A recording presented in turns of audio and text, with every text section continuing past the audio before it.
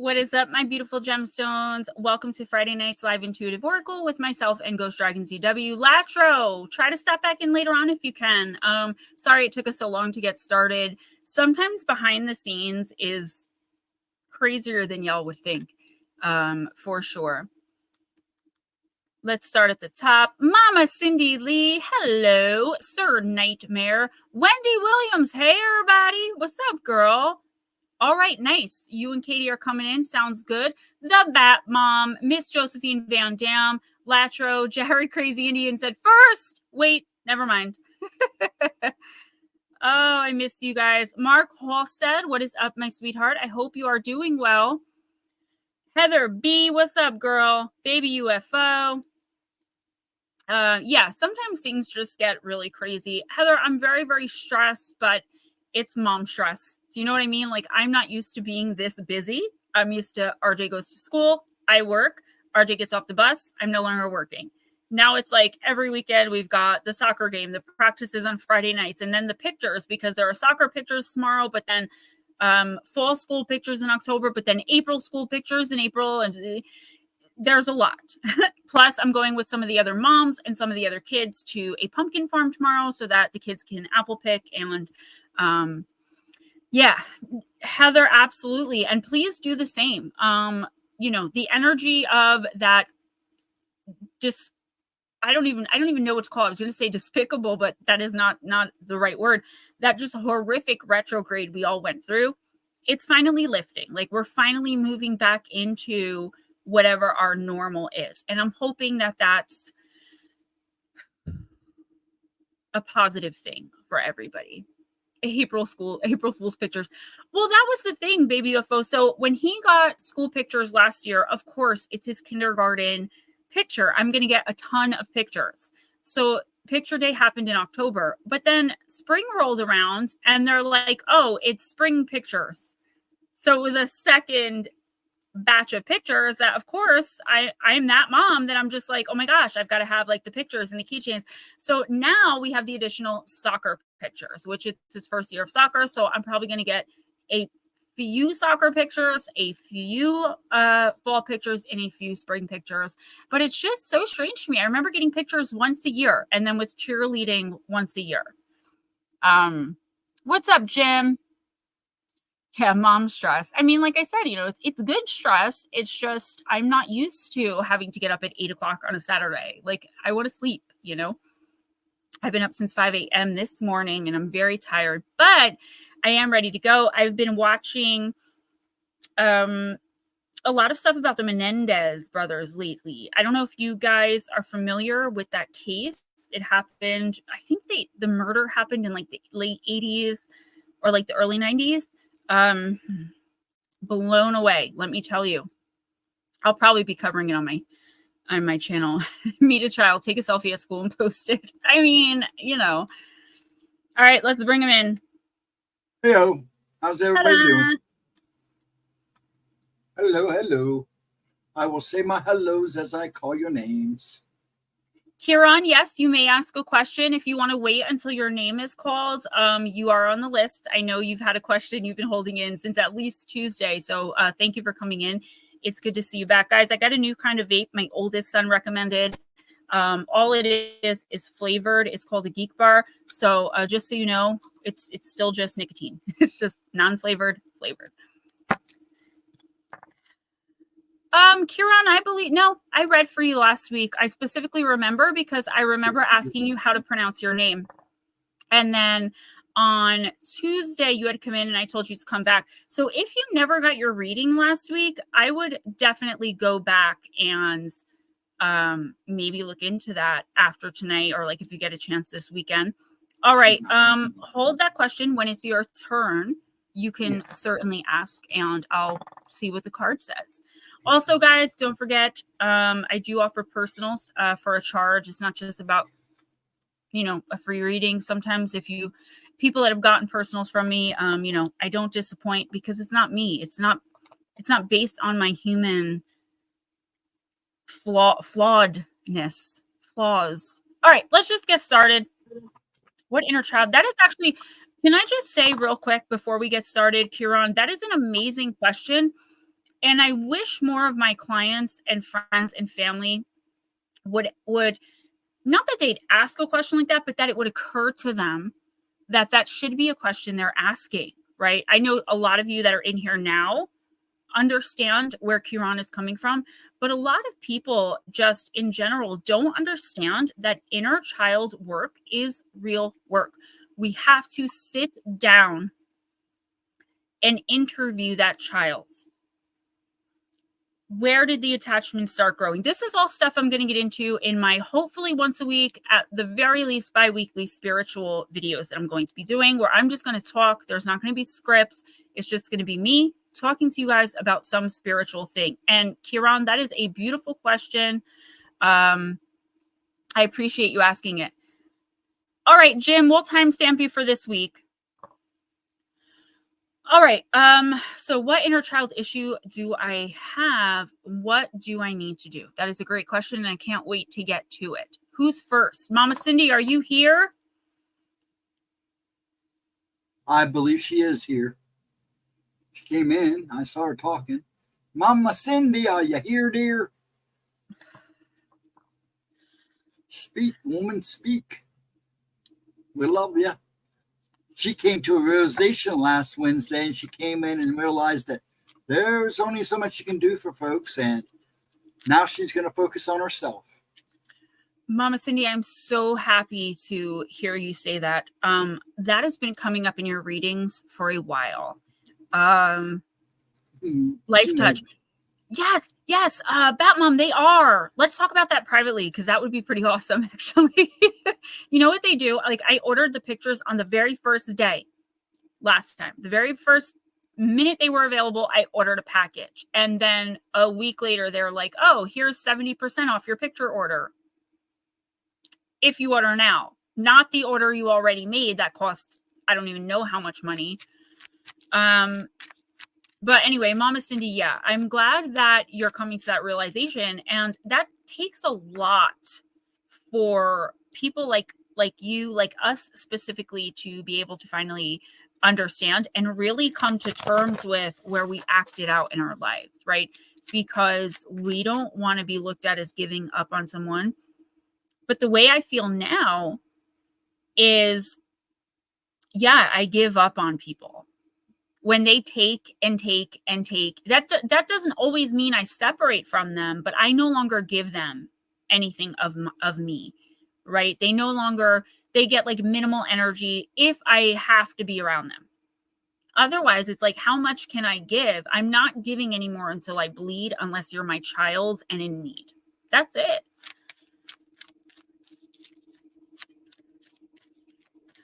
Yeah, and Batmom, can I tell you that for the package I got for RJ last year, I was still making like that really good money. It was $90. And it wasn't anything but pictures. It wasn't like I got keychains and cups, and it was pictures.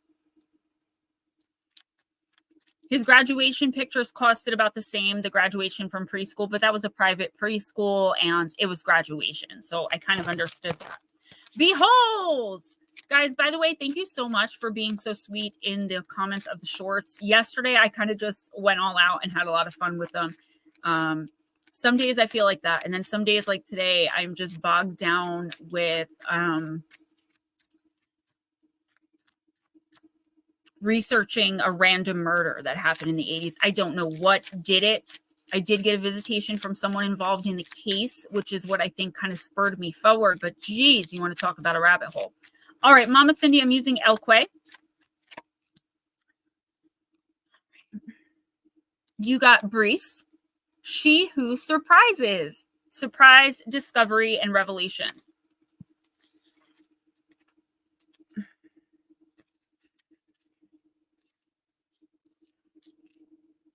Brees, she who surprises, stands watching at her window. She is singing a song we can't hear, but the butterflies can. They are attracted to her nature as if she were a living representation of nectar. She is their butterfly queen who can direct them to the sweetest flowers. She oversees pollination of not only the flora, but of humankind as well. One of her favorite things is the unexpected discovery. It isn't only the surprise bringing Brees her happiness, but the feeling of divinity that comes with the marvelous moment of revelation. When this card of surprise shows up, expect the unlooked for moment. If you are receptive to fortuitous and unheralded insight, you stand a very good chance of finding the answers you need. The key here is the message may come in unusual ways. You cannot expect a straightforward response. Rather, look for those things that reveal themselves through patterns. Perhaps you see a caterpillar over and over, or maybe it will be the caterpillar, but the chrysalis, and then the butterfly. Whatever the symbol is, don't worry if you don't understand it in the moment. Sometimes discovery comes only after we have assimilated with the knowledge deep within ourselves. We must allow the process to unfold. Forcing it might ruin the moment of sacred surprise. So how can you pay closer attention to the signs that you're being given, right?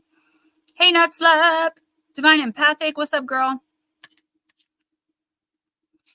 Yeah, Mama Cindy, I think that is a really good idea. I feel like, first of all, the butterfly in tarot and oracle always equals and symbolizes freedom. No matter what the question is, no matter what your issues are, it's always about freedom. And she's not only freeing herself, she's freeing other human beings, meaning she's either a healer or a teacher, some sort of a leader. Hey, Miss Pixie, welcome, girl.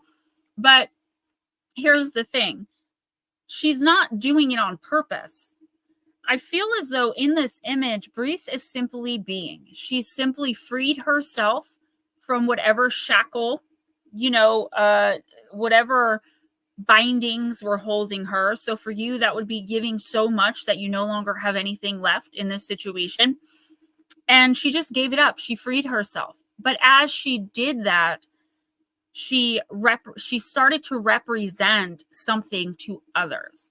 I don't believe you're doing that on purpose. I don't think you're like, oh, I did it. Come follow me, like the freaking Pied Piper of whatever street you live on. But I do feel like there are people in your orbit, be they those younger than you, the same age, older, it doesn't matter. But I am seeing younger. It doesn't mean little kids. It just means younger than you in age, who are going to look at you and follow your lead, being kind of like, well, if Mama Cindy gave up on that, then, I've got something so much worse here. Do you know what I mean? I feel like you are inadvertently leading a new generation into their own divinity. And all you're doing is following your own path. That's amazing, because that means you don't have to do anything except keep doing what you're doing, right? You came to this revelation.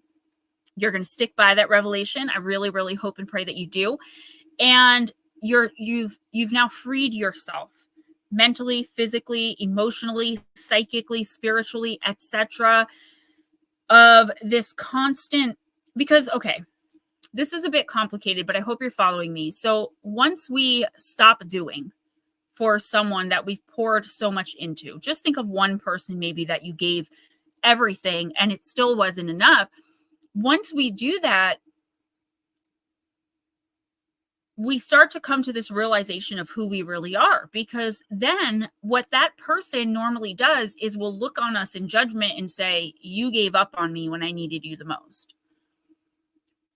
And you have to reflect, like, is that true?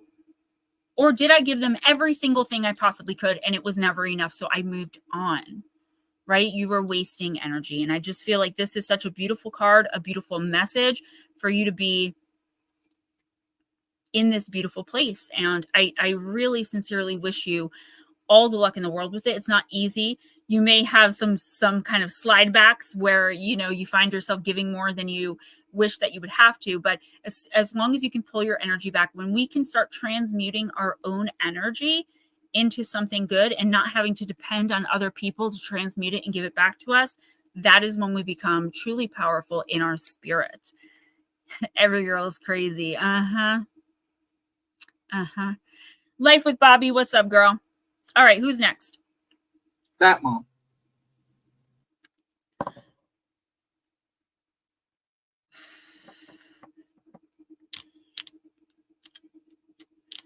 Bat Mom, I'm going to use Deep, Dark, and Dangerous. Angie, girl. There's my niece, Angelique. What's up, sweetie? Did you get the, I see you, Nutslab.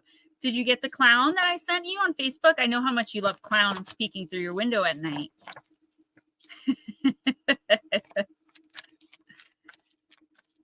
I am a bit crazy.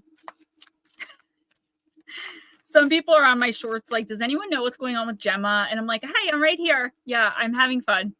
You know, I don't know what else to say. I've been with my Italian wife. Tell me about it. Hi, Angie. All right, Miss Batmom, let's see what's going on here. You got the Lemire. It is the card of loneliness. I hope Aunt Edna comes in. I hope Smoochy Girl comes in. I hope Blue Crossroads comes in. Who else are we missing? Couple of folks. Josephine Van Dam, you are next. Batmom, I'm going to check that out for sure, though. Thank you. Oh, thank you, Miss Divine. So I did this makeup for a different shirt. And then I realized that in that shirt, I can't lean forward. So I was like, I like this one. It's cute. And it is a lot of makeup compared to what I normally wear. But thank you for the compliment. I do kind of like it today. I've been wearing the pink so much that I decided to give it a rest. Guys, I'm going to do this reading and then run to go pee real quick because I forgot to do that before we started. And then we'll be able to move forward a lot quicker. All right, Miss Batmom. You can be solitary without feeling lonely. Your true power comes from the inside. Are your fears real? You cannot let unnamed fears interrupt your own peace of mind. You should be aware of your ancestors and the bloodlines that have created you. The ancient Romans have a name for spirits that were lonely and wandering, lemures. These were not benevolent spirits because of the disrespect shown to their corpses. Burial rites had not been arranged, and it was said that the living had forgotten them, or the manner of their deaths meant that they could not go in peace and were restless. So I believe this is something akin to like an earthbound spirit. The poet Ovid described them as potentially vengeful. There were complex placating rites that every household knew to perform, called the Lemuria, that kept any lemures at bay and kept them satisfied and benevolent towards that family. Thank you. We know that lemures were both fearsome and fearful. Many could be disturbed or easily scared away by a loud sound or by banging pots. They were often actually quite timid, but frightening, of course, to see, like the unnamed and nebulous fears that our brains sometimes entertain. Once challenged or placated, these ghosts were not so fearful anymore. The most malevolent lemures were those who were seeking revenge or asking for someone to atone for a crime committed against them. If justice could be done in these cases, the lonely lemures would be able to stop their wanderings and eventually seek the underworld. So your plant companion is fennel, and your crystal companion is tourmalinated quartz or tourmaline quartz. Mama Cindy, that doesn't sound bad to me. So, all right.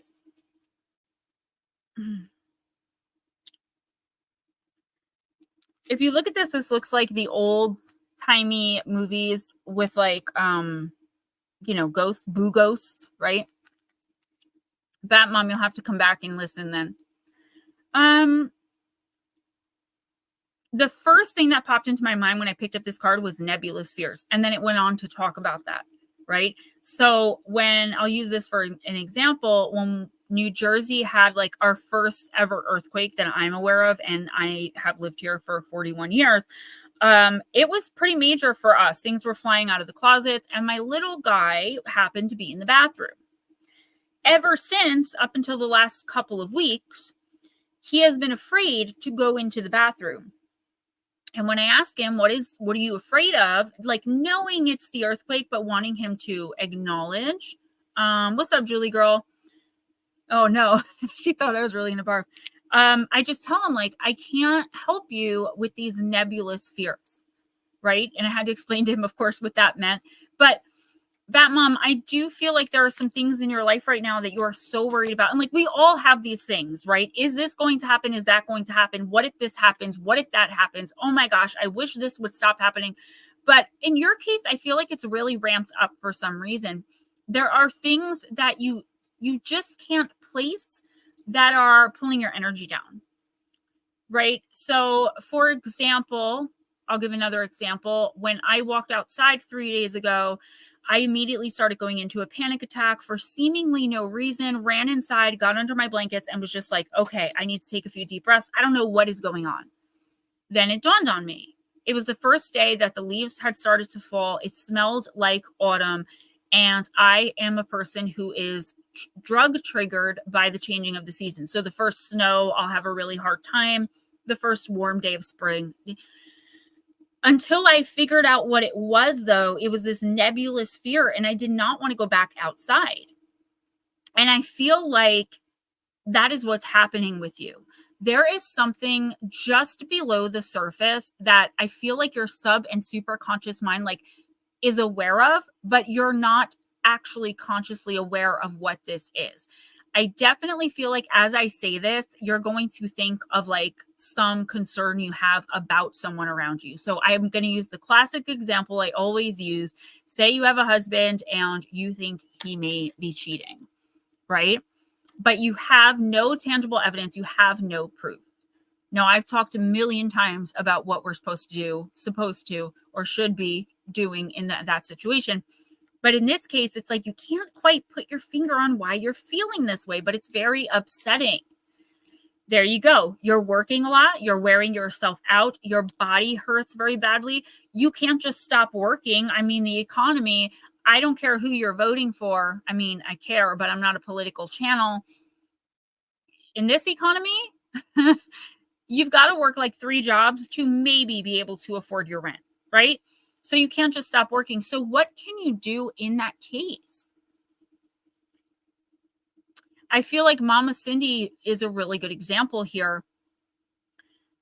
She just decided that she is going to enjoy her life now in whatever way she can. And that doesn't mean that there won't be things about Mom that bother you. There won't be things that upset you. You won't have tragedies happen or, bad things occur.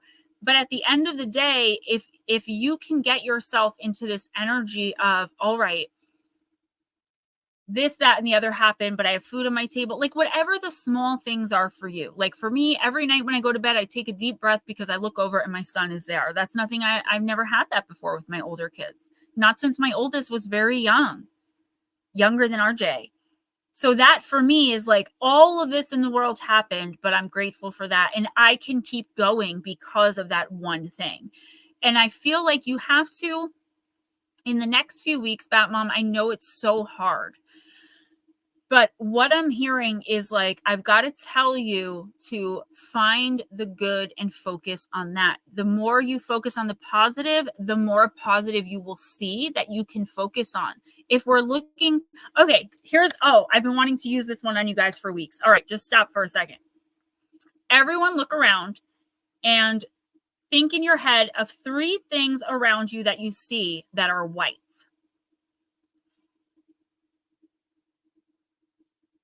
Okay, 3 things that are white. You've got them in your head. All right, now tell me about the 3 blue things that you saw.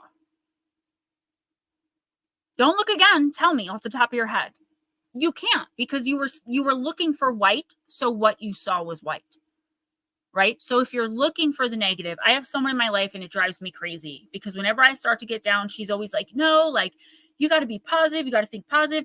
And the minute she needs an oil change, she's like, I have the worst luck, a dark cloud's hanging over me. The universe hates me.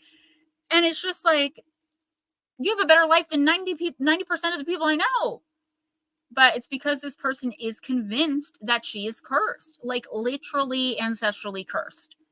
So all she sees are things that would feed into or play into the idea of her being cursed. Now, let me see what you just said real quick. I'll comment on it and we'll move on. So Batmom said, I'm pretty sure the police are in a pack with bad people, keeping my cousin in jail for no reason too, but I'm trying to learn how to be happy with myself and be thankful. So, okay, Batmom, as far as yoga goes, I will be filming my awkward self with comments off, doing a quick 12-minute run through the yoga I do. I'm doing this because I want y'all to see how awkward and like sad it is, but how much it helps me. So if you can look at me with my whole body shaking, trying to hold a pose, or like falling over onto my arm because I can't hold myself up, but still getting back up and doing it, I'm hoping that it'll push more of you guys into it, to be like, you don't have to take it that seriously, right? It's just something to relieve pressure. So look for that in the next couple of weeks. A quick 12-minute video of me doing yoga. And I'm doing that to show you guys that it is very awkward a lot of the time. I had an experience where I was purposefully, admittedly by the officer, kept in jail. It was family court stuff though, guys. I have no criminal record, for 2 extra days over a holiday weekend, because the officer in charge, it was house arrest stuff, didn't like me. And he didn't like that the judge released me and was like, this is, ridiculous, whatever. I was put on house arrest. I told the open court, like, I am an H addict. I just used an hour ago. And then within like 14, I think it was like 18 hours, they called me back into the house arrest place and were like, you have to give urine for a drug test. And I'm like, I'm obviously going to fail because it wasn't even 24 hours ago. This stuff takes 72 hours. And they're like, yep. Oh, so then they go to hold the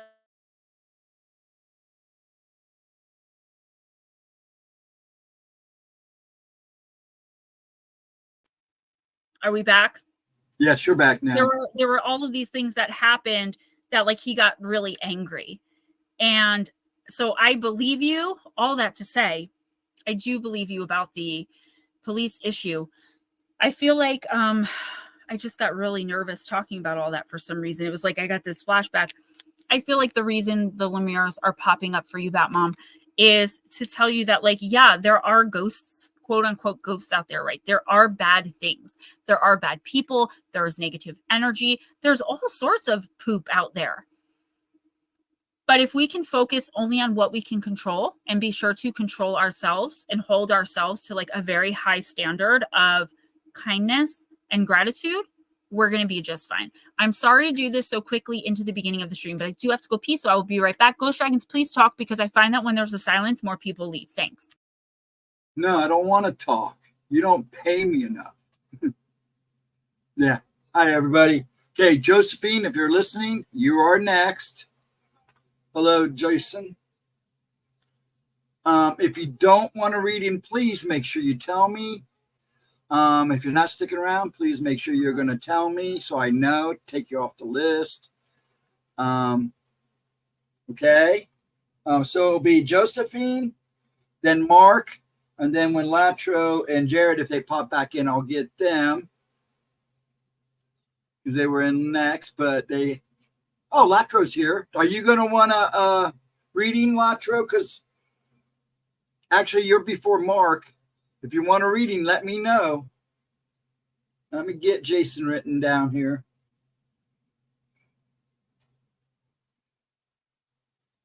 How's everybody doing? I hope everybody's having a good week. How you doing, Mama Cindy? I'm proud of you, girl. You just go for the gusto. And Blue Crossroads here. Okay. Did he come in before Jason? After Jason. Okay. And she should be back shortly. There she is. Hey, all right. I made that as quickly as possible. Forgot how long my nails were and got myself a scratch.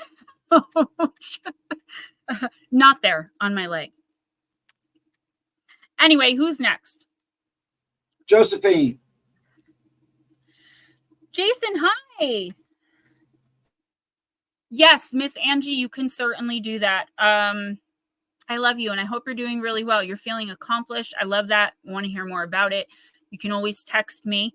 I still have the same number, and if you don't have my number, I'll just Facebook message you my phone number in case you lost it.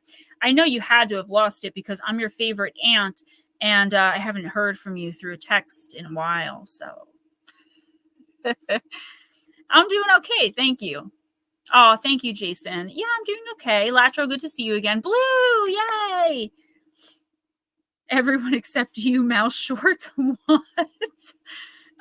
Okay, Angie, I will definitely, we'll timestamp you at the end, you and Cliff, and I will definitely Facebook message you my phone number. Sunday, I am laying in bed and doing absolutely nothing at all. So I will do it on Sunday. Who's next?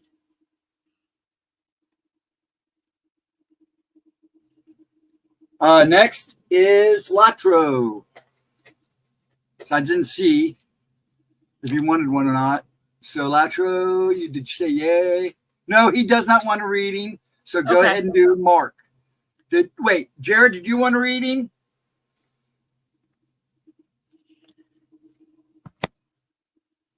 So Jared, if you want to read, let us know now. Yeah. I think Jared usually gets them.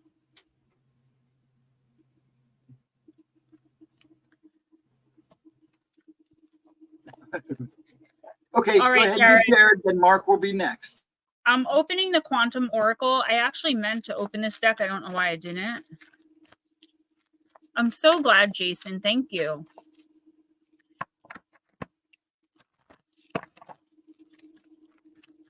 All right, I started working on Gone 4.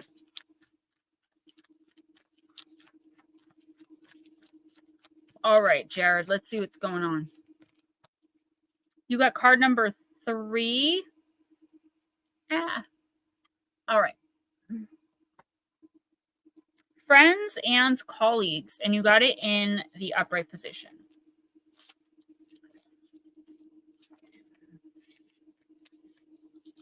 Kiran, we don't really do a number. How many do you think approximately are before her? A group of people are gathered around a table, laughing and enjoying each other's company. Receiving this card indicates a time of camaraderie and closeness with others. You may be widening your social group or getting more intimate with someone with whom you resonate greatly.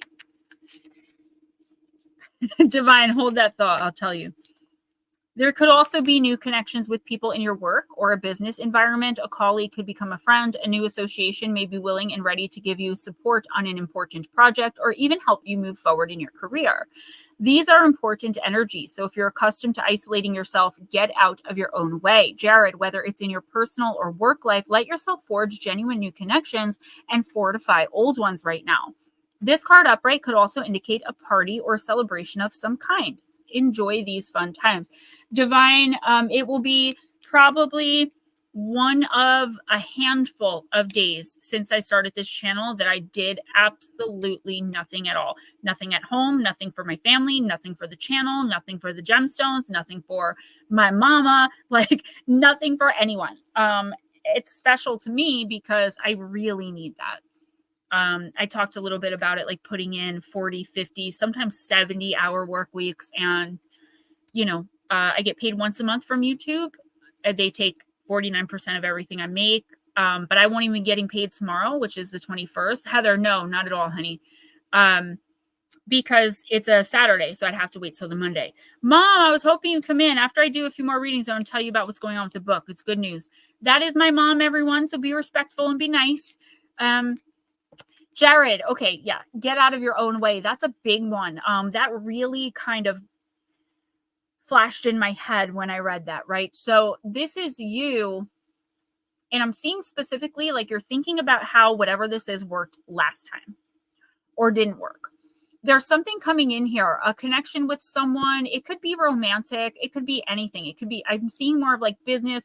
It could even be making a friend or like meeting someone new who you're soul connected with. So you're destined to cross paths with this person for whatever reason, wherever it leads. They could be male or female, doesn't matter. I'm not seeing like a specific gender energy here.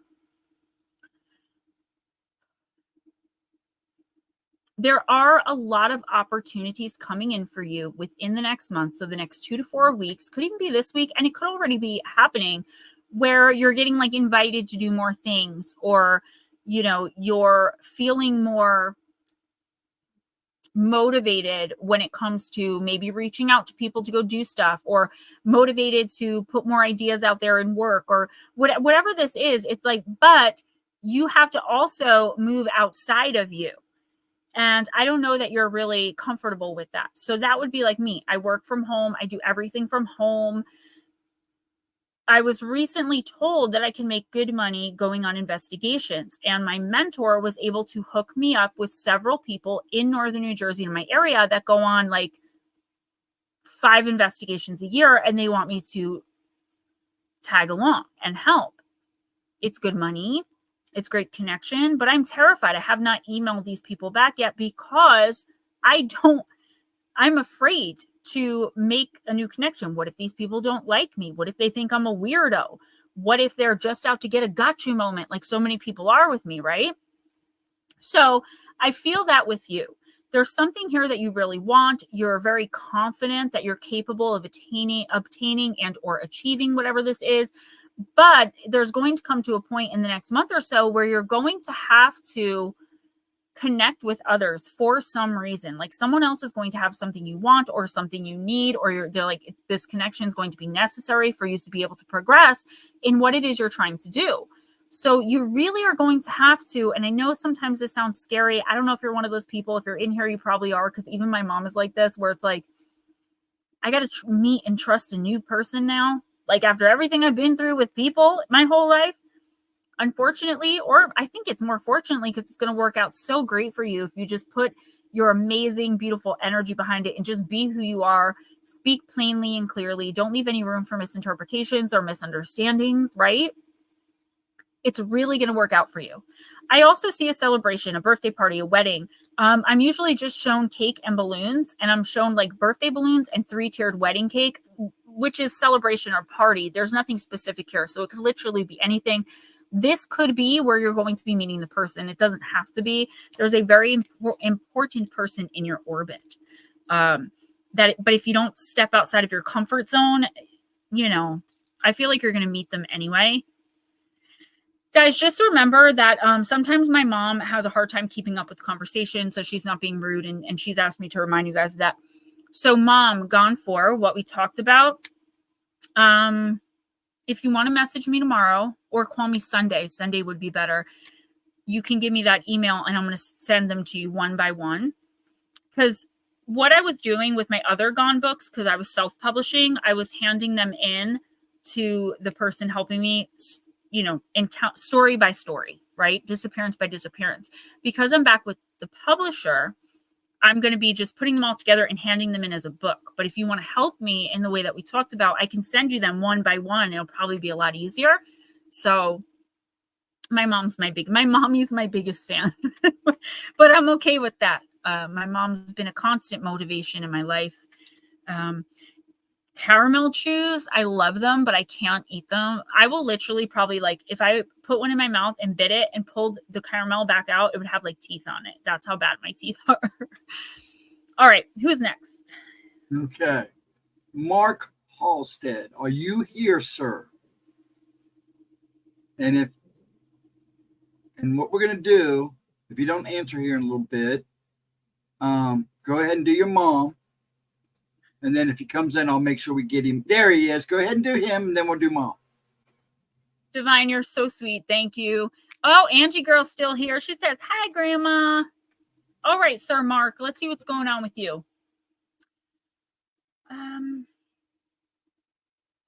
You know, I'm going to use the Archangel Animal deck for you. Yeah, Jules, I hope you feel better. I have so much dental work that I need done. Jared, thank you. Yeah, the friendship I have with my mom, my dad too, to a lesser degree.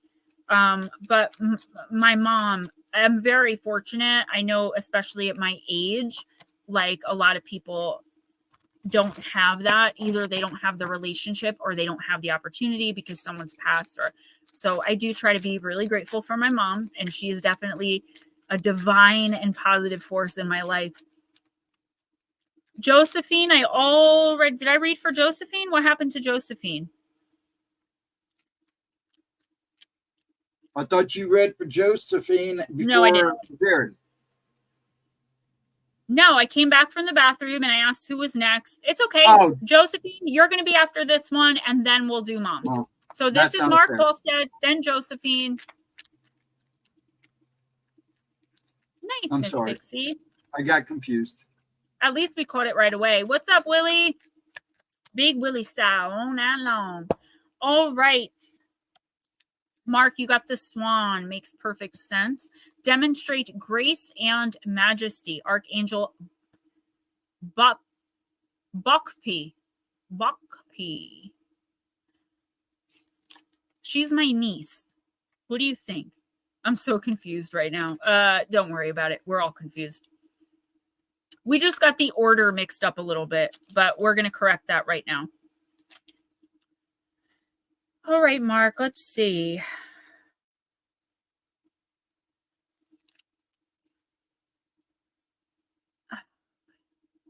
Mark, your guidance from this card is to develop your regal qualities. Believe in yourself. Know that you are special and you are beautiful. Trust your inner self and be confident. Act with calm, peace, and grace at all times. Even though your thoughts may be working overtime, maintain a relaxed and serene exterior, and this will bring you equilibrium. Do you guys see a pattern forming already with like, all right, like the universe, spirit, your team? Like, we know that all of this is going on externally. But if you can do your best to keep what's internal, what's inside of you, only focused on the positive to the best of anyone's human ability, right? Nobody is positive 100% of the time about every little thing. I wish we can get to that place. But unfortunately, here in this third dimension on Earth, we're not getting there. But if you can get to something close to it, things will really start to brighten up, because again, you're going to be focusing on the positive. Like I said, look around you. Put in your head 3 white things that you see. Now, without looking again, what are the blue things you saw? You don't know because you were only looking for white. So think of the white as like the negative. You're not seeing all the blue, the positive, because you're not looking for it. Be charming, Mark, and be pleasant. And at the same time, expect people to honor you and to treat you with respect. If anyone oversteps the mark with you, make it perfectly clear that this is unacceptable and you are prepared to take action if necessary. You will act as an energetic pool of peace, and this will soothe and calm everyone around you. Your pure light will then facilitate good relationships and better decisions as you are acting from wisdom and true power. Yeah, so this isn't so much about people like messing with you. I don't feel like, you're going to get into a fight in the gym after school. I just feel like for a while I've been reading for you, not so much personally anymore, but definitely in this stream. And I love that I can kind of track what's going on with a lot of you because I read weekly. There has been someone or several someone's, Mark, in your orbit for a long time that I feel like you've been kind of just dealing with. What's up, Jarvis? Like, you've set your boundary, you've enforced your boundary, and like you're trying to move on. But like, I do get kind of a bullying feeling. I don't know what this is or why like a grown man such as yourself would be going through something like this, but I'm literally thinking like teasing. Now that doesn't mean you're literally being teased, but it does mean that energy of like that mean girl vibe is there, only with guys, right? Mark, I feel like you need to just keep doing what you're doing, but step it up a notch. Don't pay any attention to the nonsense, to the drama. Keep yourself positive. And the one thing, right? Expect things to work out. Expect people to treat you the way you treat them. And if you're treating everyone with respect and someone is not reciprocating, well, guess what? That's the universe showing you, boy, bye, girl, bye, bye. Sorry, baby girl, baby boy, baby they, like, bye. Like, you cannot be in my energy anymore if all you're going to do is take, right? And someone who doesn't like you, who's treating you like that, shouldn't be around you anyway. They serve no purpose, then they serve no purpose. It is perfectly okay to cut someone off if all they're doing is draining you. People like me always look for the positives. So, Jules, that is a really good point. So, multifaceted Jules says true. However, people like me always look for the positives, which makes you overlook negative in people. That is what I try to kind of push onto you guys as much as I possibly can, because I believe that every single person that's in here on a weekly basis does that. That's why I've ended up in so many horrific relationships, right? Knowing what I know, taking one look at a person and knowing they're a piece of garbage, or they're an addict, or, they're already married, or all the, why did I get involved? Because I saw the light and chose to focus only on that. But we are coming into this place, ladies and gentlemen, and please make no mistake, we have to be the ones to shift the collective consciousness. Which actually means not being kinder and nicer, but standing more firm in our boundaries of like, I see what you're all about, making people prove themselves. And I know how like that sounds to so many of us, particularly us ladies, I think we're all in the same generation or very close in age, generationally at least. How many times do we have to continue to let this happen? Because for myself personally, I have emotionally detached from every person. No, Jason, I have not. It takes me kind of a while because I do talk a lot and explain a lot of things. But I've just gotten to the point myself where I don't want to be that way, but I feel like I am. It's okay for me to ask that. And if someone really cares about me, they'll have no problem taking, doing a few extra things to make me feel safe in their space. Carrie, Carl. So I do have the Glimmerman story on my channel, which I hate that video though. I'll probably redo it. I can't do it tonight because I'm already talking so much through these readings. I've gotten like 4 done in the last hour, but I can tell it on Tuesday. What's up, Cliff? Yeah, prove that they are working with the light that we see in them. Right? I don't know what that looks like. It's going to look different for everybody. But not just immediately accepting people at the face they're presenting, because their face value, if their face value is different from what you're perceiving energetically. For example, I always use Bob as an example. So everybody loves Bob. He's amazing. Like they want you to meet Bob because he's so great. And the minute you're in Bob's presence, you're just like, get a weird feeling about Bob.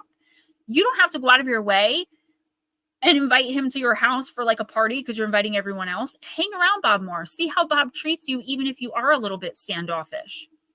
Because someone who has nothing to hide, someone who's working with the light is going to be like, that's weird. That person doesn't like me. Let me be extra nice.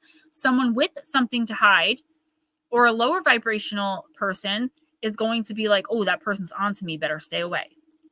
Josephine, this is you. Kelly, what's up? Yeah, Carl, I will definitely make a note to tell that story. I've been wanting to tell it again anyway. Tuesday at 1 p.m. Eastern, we're going to have Ryan on, Ghost Dragons, myself. But I'm also having a special guest. Her name is Jolene. I don't remember her last name, but I'll have all the information. She is a psychic medium, and I'm having her on to interview her, and I want her to read me. She doesn't know that yet. All right, let me try to move a little quicker. Sorry, guys. Am I Blue? Card number 2, and this is Josephine. Mommy dearest, you're next. Sorry, guys. You know I talk a lot, and I can't do timestamps for everyone. So, yeah, it's going to be great. It's going to be a good one on Tuesday. Josephine, blue ain't your color. Have you become so numb to everything around you that you feel absolutely nothing for the state of the world? Sometimes we get so caught up in our own feelings, we disassociate with them and ignore them because we would rather just not feel them. Especially when they make us feel blue. But they are called feelings for a reason. They are meant to be experienced. They are meant to be felt. And they often highlight lessons that need to be learned. If we are constantly ignoring our feelings, then we are not completing assignments that the universe has assigned us. When we live, quote unquote, our lives, suppressing our emotions and feelings, we walk through life like a zombie. It is often easier to ignore our feelings than to feel them, especially when they make us feel blue. But don't be a class clown flunking out of your own life. Be the overachiever, the A+ student in the front row. Yes, Miss Mushi, exactly. Welcome. So, Josephine, yeah. This card, again, kind of like there's this running theme tonight where there are certain situations that I've talked to you guys about where like I've had to pull my energy. I just had to, because talking was getting me nowhere, crying, breaking things, threatening, leaving the situation, over explaining, being extra kind, going out of my way, doing the most was getting me absolutely nowhere. But it's a situation I cannot just leave at the moment. So I give the least I need to give to keep the peace. And sometimes things are really great and I'm happy with how things are, but it's always in the back of my head to never forget that this is not going to last for long before I'm disappointed, let down, and hurt again. So what does that have to do with you? And what does that have to do with this card? What's up, Long Island Bigfoot? So nice to see you. Let me know when you stop traveling and you want a guest. Josephine, I feel like what's happening here is you and I have talked about you doing this in a situation, right? If you can't physically disconnect to emotionally detach, I feel like you may have went a little too far with it, or now you have numbed yourself. And you may not even know you've done it. Numbing ourselves, not in all cases when we say this, but in a lot of the time, it's those times when we say, oh, that's just so-and-so. You know, so-and-so, I have like 5 people like this in my life. So, you know, nobody can think I'm specifically talking about them, but I have someone in my life that is always late. 2 people, actually. And they're people I rely and depend on a lot. I don't drive, right? So do you get to the point, Josephine, with people like this who let you down and disappoint you, no matter how much you tell them that's what they're doing, no matter how much you express, you know, the importance of them being on time, maybe so you can get to work on time and not lose your job or whatever, where you're like, oh, that's just so-and-so. I'll just tell them we have to be there an hour earlier. That is you not accepting the reality of your situation, right? That is you, I don't want to say sacrificing, compromising yourself in order to just go along with it to keep the peace. And Josephine, you've come a long way with this person because I've seen this energy before. I've seen it be very abusive in whatever way. I've seen you separate. I've seen you go back to it. And now we're dealing with this, the constant disappointment, the constant letdown. Josephine, you have to face up to the facts. You have to face the truth. This person is never going to have a moment of realization where they're like, wow, Josephine really was there for me. Look at everything I did to her. They're just thinking more and more and more. What more can she give me? What more can I supply? Please do everything you can to emotionally detach from that situation, not from everything and everyone, because then you're not living your life. And I feel like there are people, Josephine, who are right there with you, next to you, who miss you because you're not fully present. Please work on that because you're a beautiful soul and you have so much to offer the world, particularly energetically, right? What would the people who love you and depend on you and care for you be if you weren't there? And when you're emotionally, psychically, physically, mentally numb, you're not there, honey. You're off in la la land. Understandably so, but that's just not how this works. I heard a so-called self-proclaimed spiritual healer talking about how taking your own life is just a reset button because we're reincarnated anyway. So if you really want to do it, go ahead. Saying this on the internet and as part of her platform that she's become a millionaire off of. Yes, we're reincarnated. Yes, if you do something like that, you do come back. You know, there's no punishment. But you come back to live the same exact life, repeating, like there's almost no free will at that point. Because when we go to the other side, we go to heal and to learn from the mistakes we made, right? But once we quit,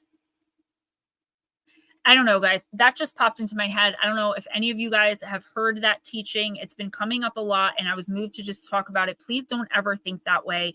That is not true. You will come back to probably have something even worse you're dealing with, and you will not have the skills to be able to deal with it because you quit in a lifetime. All right. So I have no idea why I just said that, but I said it. So, all right, mom, mother.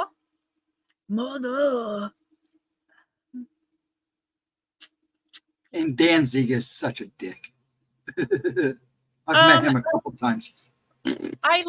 There was a cover that my son, Damien's biological father, used to listen to by a group called the Independents. And that was kind of the one I got used to.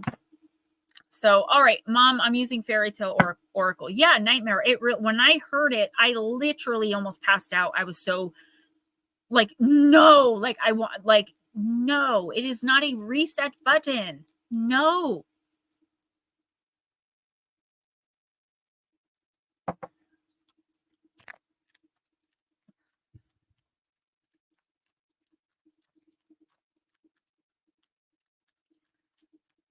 Born again, pagan, born again and again and again.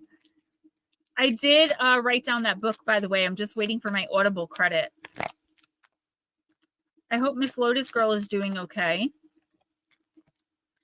All right, Mom. So you got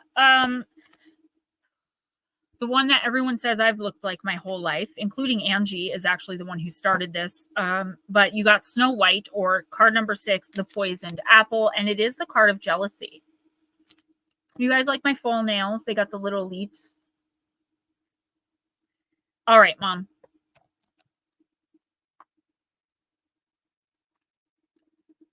Are you afraid of being poisoned? Said the old woman. Look, I'm cutting the apple in two. You shall eat the red cheek, and I'll eat the white. But the apple had been made so cleverly that only the red cheek was poisoned. When someone intends to hurt us, Mom, they rarely take a route that is conspicuous and easy for us to see. They tend to plan and to plot and then to find a way that will reach us, that will get to us, so they use camouflage. So it is with the poisoned apple and the story of Snow White. The apple, a symbol of wisdom and knowledge, a symbol of feminine power and of magic with a K, due to its internal 5-pointed star, has been tainted and made to hold poison. So this tale holds an underlying message that something that should nourish us can destroy us. The old woman, who should be a source of wisdom, becomes a source of false wisdom. False wisdom is when those who are elders are sometimes embittered and what they pass on can be tainted. So when this card comes to you, question the reason for the bitter words and lessons. What seems to be a gift is actually designed to hurt. Within this tale, there is a moment where cunning and guise, ruse and artifice take advantage of the good-heartedness of the recipient. And Mom, we talk about this all the time. You give way too much of yourself to undeserving people. You know, way too much of yourself. If you have received this card, you must know that there is someone who is not your friend, but who would have you think that they are. They do not want you to be on your guard. They are working at finding the right way to approach you, but they're doing this in order to harm you in some way. Within the tale of Snow White, the evil queen, or the mad mother, wishes to devour the energy and the life of the young, beautiful daughter, who may or may not be hers by blood. She has become so at one with going after what she wants that she has lost sight or feeling of those who are left behind. She has lost sight of their humanity and of their feelings, and she cares not as long as her needs are satisfied. I mean, I'm not trying to be mean here, but we all do know someone that's like this when they're angry, right? Sorry, I gotta find it. But she knows how to fake love. She knows how to draw someone close, and she knows how to shield herself from any and all suspicion. When this card comes to you, Mom, ask what gift it is that disguises malintent. Ask what temptation has been offered that is a poison for the soul. Think again and again before you accept the poisoned apple. Remember the wolf in sheep's clothing. Remember the arts that those who hunt can use, and refuse that apple. Find your own way to power, to knowledge, to love, and to wisdom. And if you have accepted the apple already, don't fear. You will recover, and the pain you journey through will grant you the gift of experience, true sight, and a clear view of your relationships. So this card says, you know, the meaning, you're a target of jealousy, revenge is being sought. So, Mom, I have 2 messages for you here. One is very quick. You've dealt with this a lot in your life, being the target of jealousy, what we call nowadays pretty privilege, right? But you and I both know that being attractive is not always the best thing, right? I feel like if I were less attractive, my career would have more than taken off by now, because people would take me more seriously. And I feel like you definitely understand that, right? So just be careful if you know of someone who could end up, for really no reason at all, screwing you over. I'm not saying don't talk to them or avoid them like the plague. Just watch yourself around them. Or if you don't want to be around people you have to watch yourself around, don't go near them. I feel like it could be someone that you kind of have no choice though. But I'm not going to talk about any of that publicly. The other message here is a better message. It's like, you've already been poisoned, Mom. You've already eaten the apple. You've already learned so many hurtful and harmful things that have been done to you by people you thought you can trust. Like, this card is just a reminder to you not to branch out too much, right? To keep it in your close circle. And even though you want to think that certain people have a heart like you, right? You wouldn't ever go out of your way to hurt anyone. You wouldn't, take someone told you in confidence and use it as a blackmail against them. But you have to remember that there are people around you who will do this. And I feel like you let your guard down too much because you just want so badly to not have to worry about that, right? Like, I'm hanging out with so-and-so. Just for example, let's say Bob, and you've known Bob basically since the womb. Like, you trust Bob, but you also know that when Bob gets mad at you for the tiniest slight, Bob's going to like call the cops and say you robbed him and hide drugs in your house. I don't know. I'm being, flamboyant here, but it's like, just stay away from those people or don't be so open. Be careful who you really trust, Mom, with like the real things, the things that matter. If you have to have conversations with people like this, if you have to have them in your life, keep it to surface level only. Jules, it probably is. The last time I got dental work, the side effect was RJ. Who knew that antibiotics for your teeth cancel out birth control? I know now. Who's next? Heather B.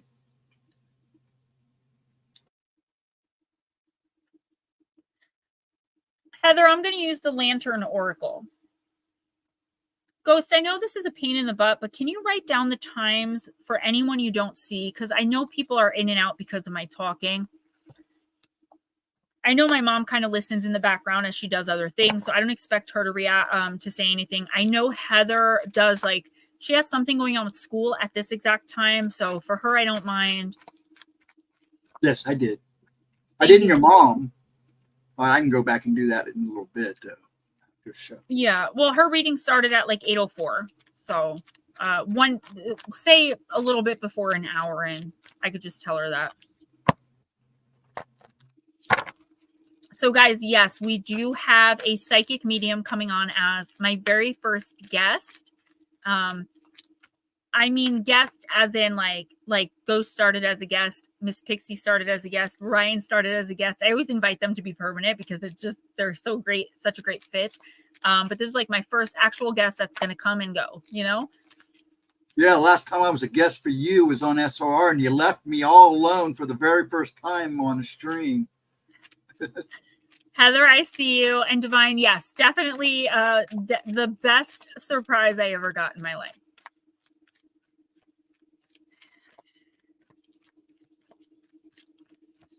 All right, Miss Heather. You got card number 20, the card of enough. You were born enough. Guys, just generally, don't forget, I am working. So if you're able to donate, I would really appreciate it. I may not be able to go to Power Unity now because I do have to pay for a hotel room. I'm trying to get some writing contracts, but I keep getting these offers to like teach English to people in China. I don't know what is going on with my resume it literally keeps popping up. So, all right, Miss Heather.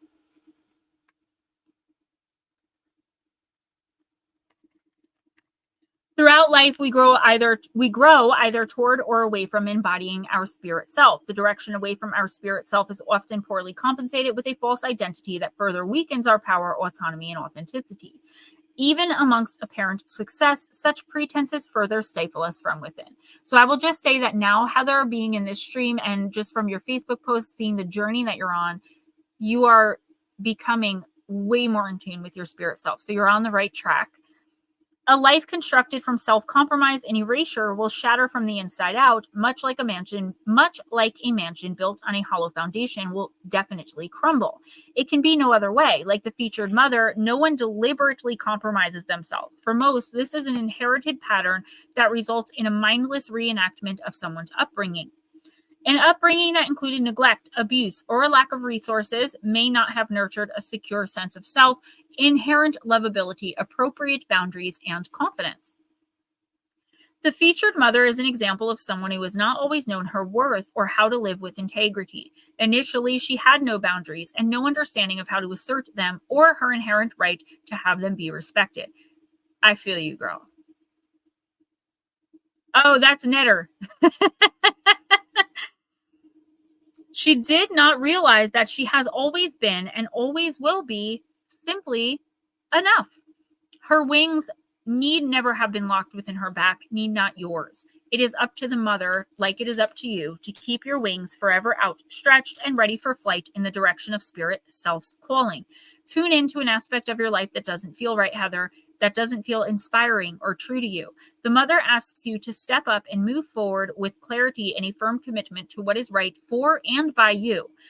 She asks you to identify what is enough for you rather than prioritizing any desires or expectations of the outside world.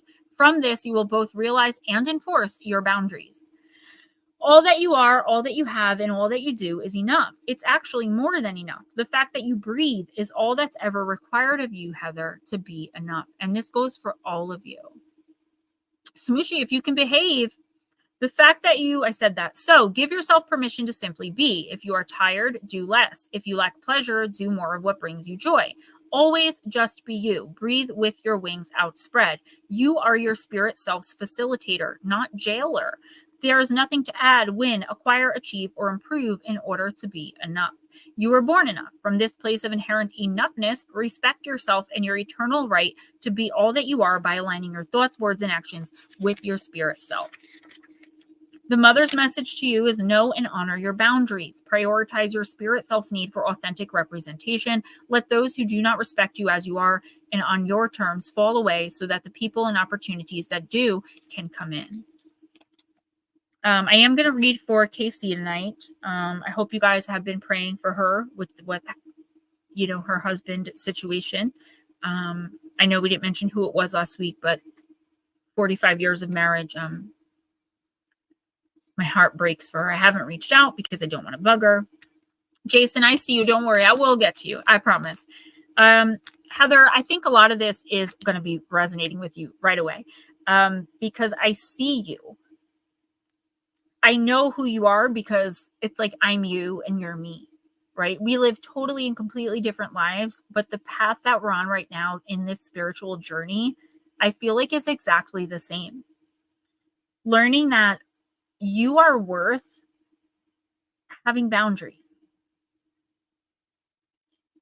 You are good enough to be like, please don't speak to me that way. Or to say, no, I'm not going to go to, that birthday party because I don't like so-and-so. Like, oh my gosh, how rude, how mean. No, how honest. It's not like you're going up for no reason at all into so-and-so's face and being like, I don't effing like you, B-word. Because, girl, I know back at Rossi's, that's how you and I both would get down. I don't know if you remember that fight I had with Alicia, but I had it. High-heeled boots and all. Heather, this is the universe patting you on the back and telling you, good for you. Keep going. Don't let anyone make you feel like you're crazy. Like, recently I was told by someone that I'm like leading a cult. It doesn't matter what other people feel or think about what you're doing. If you know that you're spiritually aligned, what's alignment for you may be completely out of whack for someone else, and that's okay. This isn't your lesson to learn. This is whoever, and I do see someone here, like whoever is judging you, telling you, you fell off the deep end, and who do you think you are? And, you're working for the devil or just things that I hear, this is the universe telling you that you are energetically aligned with your path. Keep doing what you're doing. And the more resistance you get, at least right now in your situation, the more resistance you're getting from what and or whoever this is or whoever these people are, that means that it's just like your light is bothering their demons. That is a they problem. That is a them problem, not a Heather problem. You're going to school, like focus on all of these amazing things that you're doing. When they're ready, you'll feel it in their energy and you may want to help. If you decide that their demons are too much for you, they've put you through too much, you've already given enough and don't want to give any more for the rest of your life, that is okay too. The act of saying no in and of itself is not unkind, and walking away from a person, a situation, a relationship, an experience that has taken so much from you and literally changed who you are, even if it's changed you for the better, forcing you into this independent energetic state, you don't have to give anymore. You just don't have to. Yeah, divine empathic. It's like, oh, how do you go to church with like your beliefs? And it's like, how do you go to church with your beliefs? You're trying to lead a cult. Okay. You've never once spent a second on my channel to know what I'm about, except watching a couple shorts where I might have had some cleavage showing so you can criticize me. Right? I don't care. I don't care anymore. I do not care because I know that I'm doing the right thing. When I say I'm going to be somewhere at a certain time, I'm there. Unless there are extenuating circumstances because I don't drive. If I say I'm going to do something for someone, I do it. But never to my detriment anymore. And Heather, I believe that that is your message here. You are not the one with the problems right now. Yes, you may have some problems, right? Who doesn't have some problems? But you are not the problem. You are not the issue. There is nothing you need to change in this situation. And if you do feel you need to change something, it'll be for yourself, right? All out of F's, yes. I want to get that candle that says it's my last F. Oh, look, it's on fire.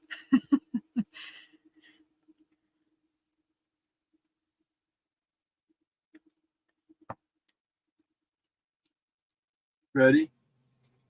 Baby UFO.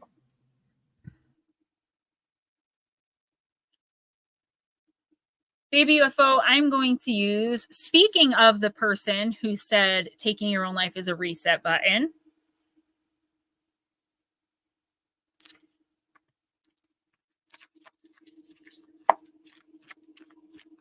Life with Bobby, a person who was actually the problem would never have the self-awareness to be able to admit it. Like a narcissist would never be self-aware enough to ask themselves if they were a narcissist. All they do is they'll be like, you're a narcissist. There's a guy who does a YouTube channel. I usually only watch his shorts and people criticize him a lot. He's a diagnosed narcissist. He's married. He has kids. He's one of the extremely rare cases of a self-aware narcissist who works hard every day not to be that way. It's called mental healness, I believe. Mental healness. And he'll say, my name is so-and-so. I'm a diagnosed narcissist. And he explains that. And I believe Sinful, SYNFUL, if you look her up, oh man, she's the one that gave me the loaf of bread analogy. Heather, you're so welcome. Thank you. Smoochie, I'll give it back to you. I'm just not in YouTube right now. The next time I get up to use Potty, I will. Mama Cindy, good. I think a lot of us are feeling that way, but I also feel like it's very confusing to feel that way because we're light workers, right? We're supposed to be putting out this positive energy and helping people, but that does not extend to people who treat us like poop. You've seen him on YouTube? Yeah, he's really good. I mean, there are a lot of them. There's Jimmy on relationships. Love him. He talks about all aspects of relationships from like the female's perspective for the most part. Like he does these little skits. Blondes and Booze. I don't think I've ever been over there. I know who they are, but I don't even watch, like, I listen to Pixie streams in the background and Ghost streams in the background when I can. I don't even have time to watch my own premiere. So I really don't watch anyone else's stuff, but it's not because like I don't, like them or have anything against them. What happens when a narcissistic man falls in love with a narcissistic woman? I don't think that would last very long. Because when we're talking, and Baby UFO, just give me a second, because that's actually an amazing question. I mean, Kieran, you are on point tonight. The thing about narcissists, a real, true narcissist, okay, and I'm not diagnosing anyone, they need supply.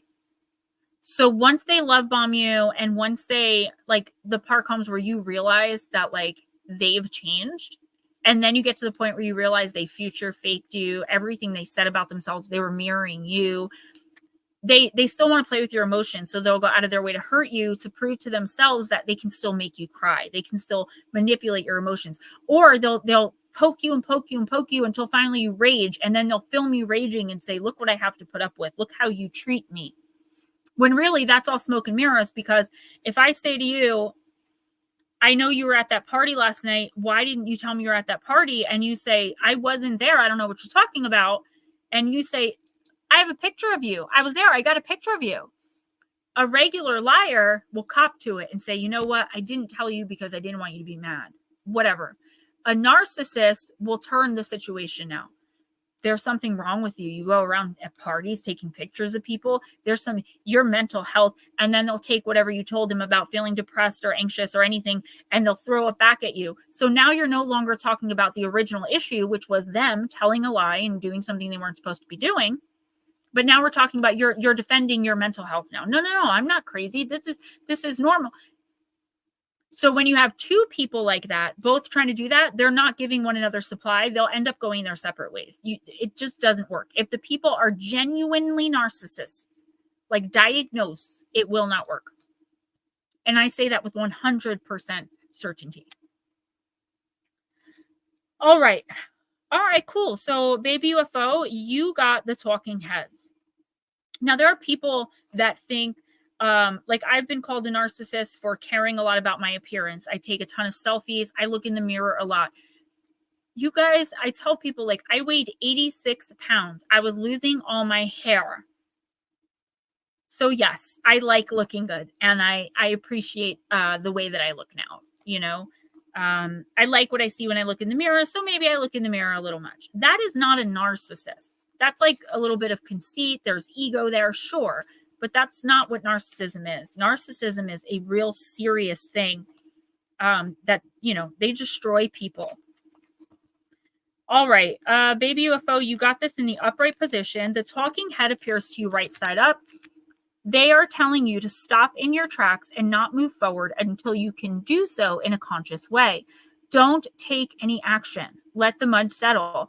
Don't get distracted. Instead, focus on the situation at hand using techniques like meditation or shadow work. Check yourself. Check yourself, baby UFO. Caretake your own reactivity instead of giving into your reaction. Admit to and accept the truth of the situation. Face your fears. Gain information. Try to see the situation objectively and understand all elements involved. Play things out before you do them. Be courageous because courage implies growth. Cultivate compassion in this situation. Get clear about what you want as well as the most direct way to attain it, and set that intention powerfully. Oh, I think I missed something here. Communicate with other people who can hold you to a standard of consciousness. Essentially, do anything that will enable you to come at the situation from not just a higher perspective, but an integrated perspective. In this situation, if you prove to come at the situation and respond in a conscious way, the ultimate outcome will undoubtedly be good.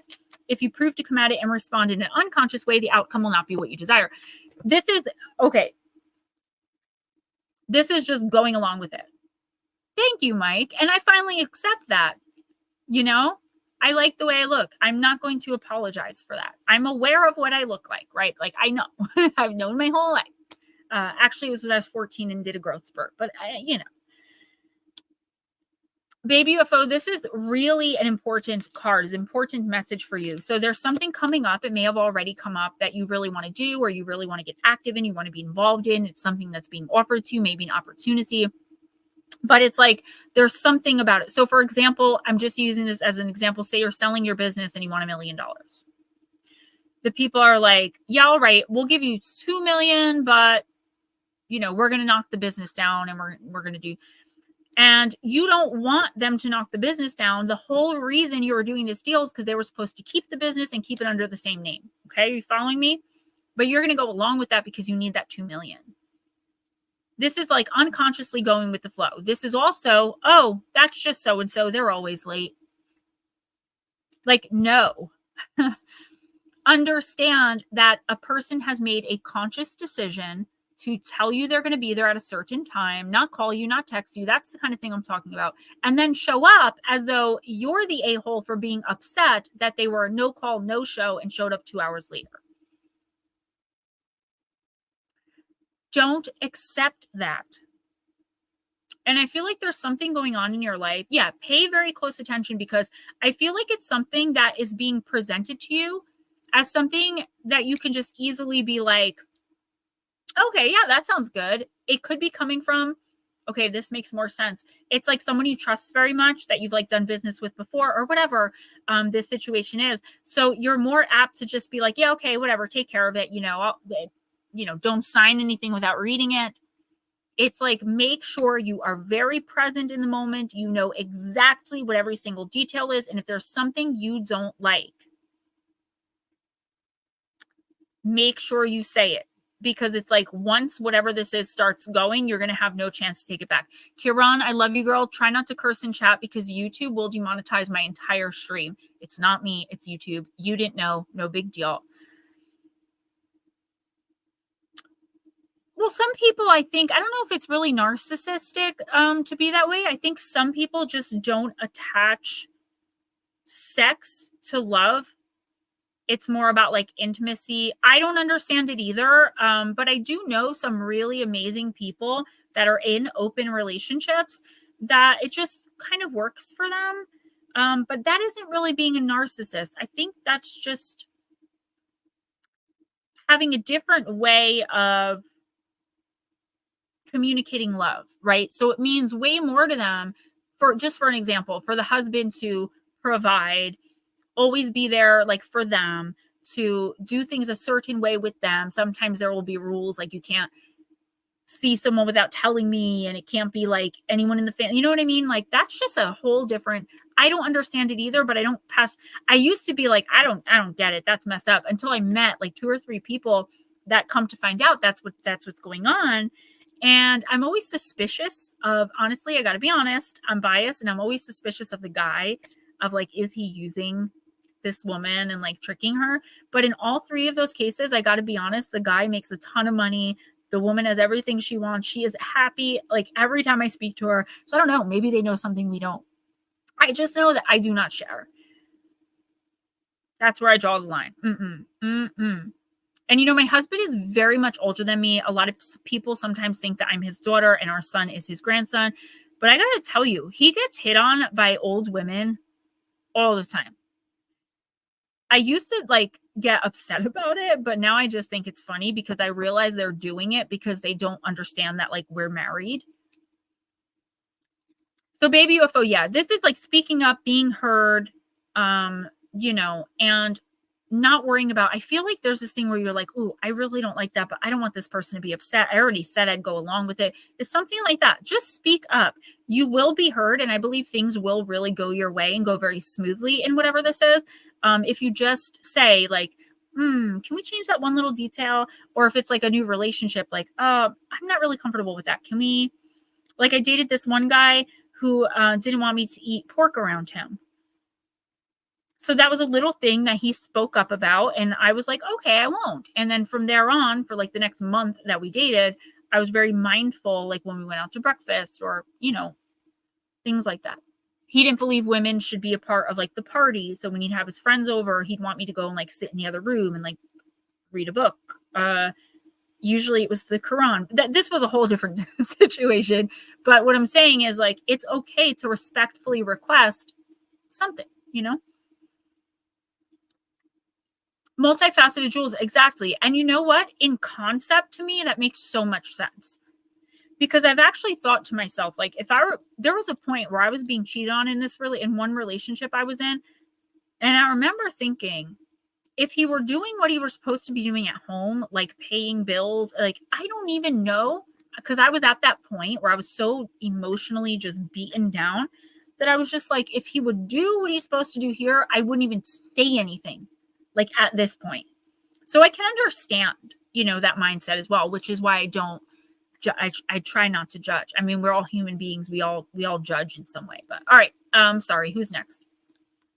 Next is Jim. And I know he's not here, but let's go ahead and do his timestamp. Edna. Sorry, Ghost. Go ahead. I'm sorry. I'm trying to summon her.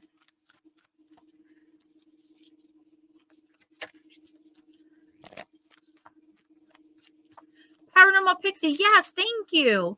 And, my husband, he doesn't like when I talk about him.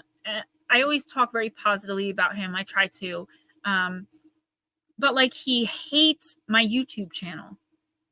He hates, like, despises when I dress up and like when I look like this. I won't even let him see me like this. If I know he's home, I will try to get everything done without having a wig on, because I feel like the minute he looks at me, he never says like, you're beautiful, you look really good, I love that wig. It's always a dirty look of contempt and a judgment. And that's not, that's just who he is. I'm not speaking badly of the man. I love him dearly. But that is one thing, like, I don't understand that. I'm like, you never tell me I'm pretty. I'm not one of your fans. So because I get, you know what I mean? Like, I don't know. It's just, men are so weird sometimes. Some men.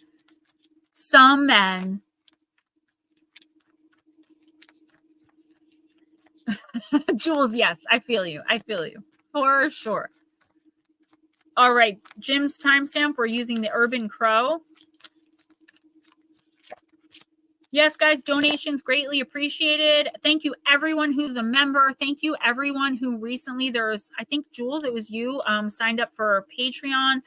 If you pledge a certain amount on Patreon, or really if you're from this stream, I do a once a month oracle. If it gets to the point where I have so many that I can't keep up, I'll just do them in 3-month increments, something like that.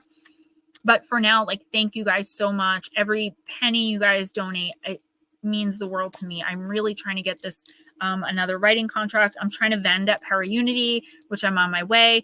So I got like the stuff to vend, the table, the tickets are being taken care of, but like now it's the hotel room. And it's like, all right. Mike J. All right, Jim got card number 10, the card of community. And that's very interesting because I pulled one card from this deck, I believe, last week, and this was the card.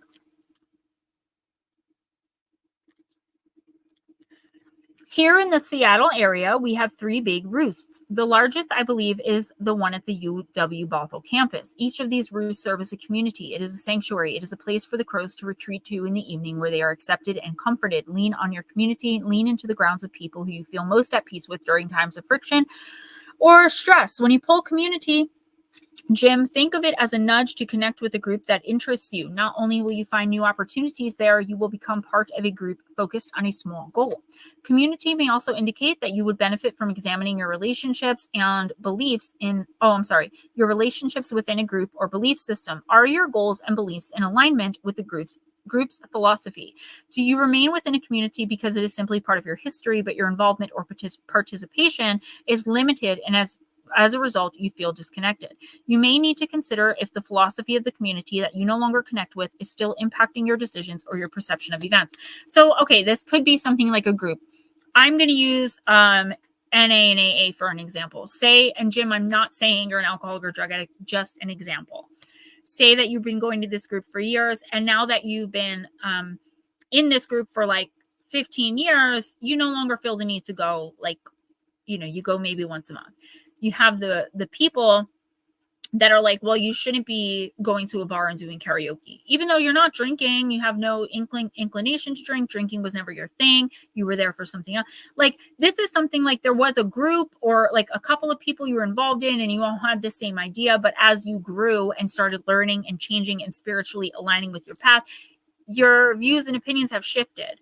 I feel like you need to really make that clear, because I feel like somebody, or maybe the whole group, whatever this is, this could even be like a group of family members, or, you know what I'm saying? I'm seeing like several energies here. So several people, and they're like condemning you. They're like indicting you for doing something that they don't think you should be doing. Who are they? Right? Make that clear. Like, I appreciate your concern, even though it is not coming from a place of concern. It's coming from a place of bitterness and jealousy that you were able to move past and like learn and grow through this, and they're still stuck, just so you know. Oh, Cam Cake, what's up, girl? Jim, it's time for you to separate from a group. So, for example, it could be your old college buddies that you get together with once a month and have like beers at Buffalo Wild Wings or something. There's some dynamic that's shifting here in your life. And if you don't move away from what and or whoever this energy or these energies are, you're going to be stuck because you're still kind of going with the flow. It's kind of like what I said to Baby UFO. Like, why are you going with the flow of something you don't even align with anymore? It's time to move on and find your new group of people. Who's next? Iran is next. All right, Kieran, I actually have the perfect deck that could help me because this is only one card. I do personal intuitive oracle readings. So the cheapest one I do would be 7 to 10 cards.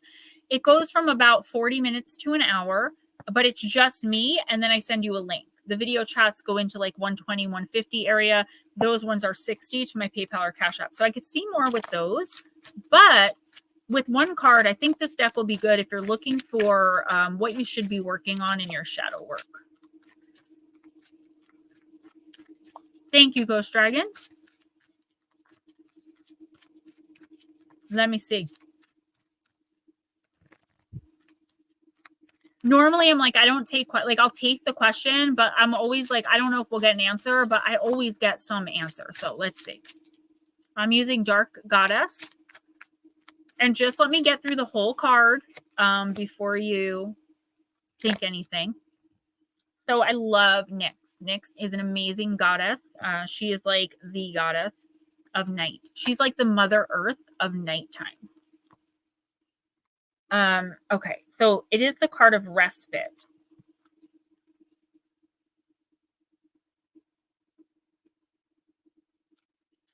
All right, Kiran, shadowed figures cross the night, secret shared, no need for fright. Within her arms now rest and heal. Those to trust, she will reveal. By the power of the dark goddess and me, protection in place, blessed be. Shh.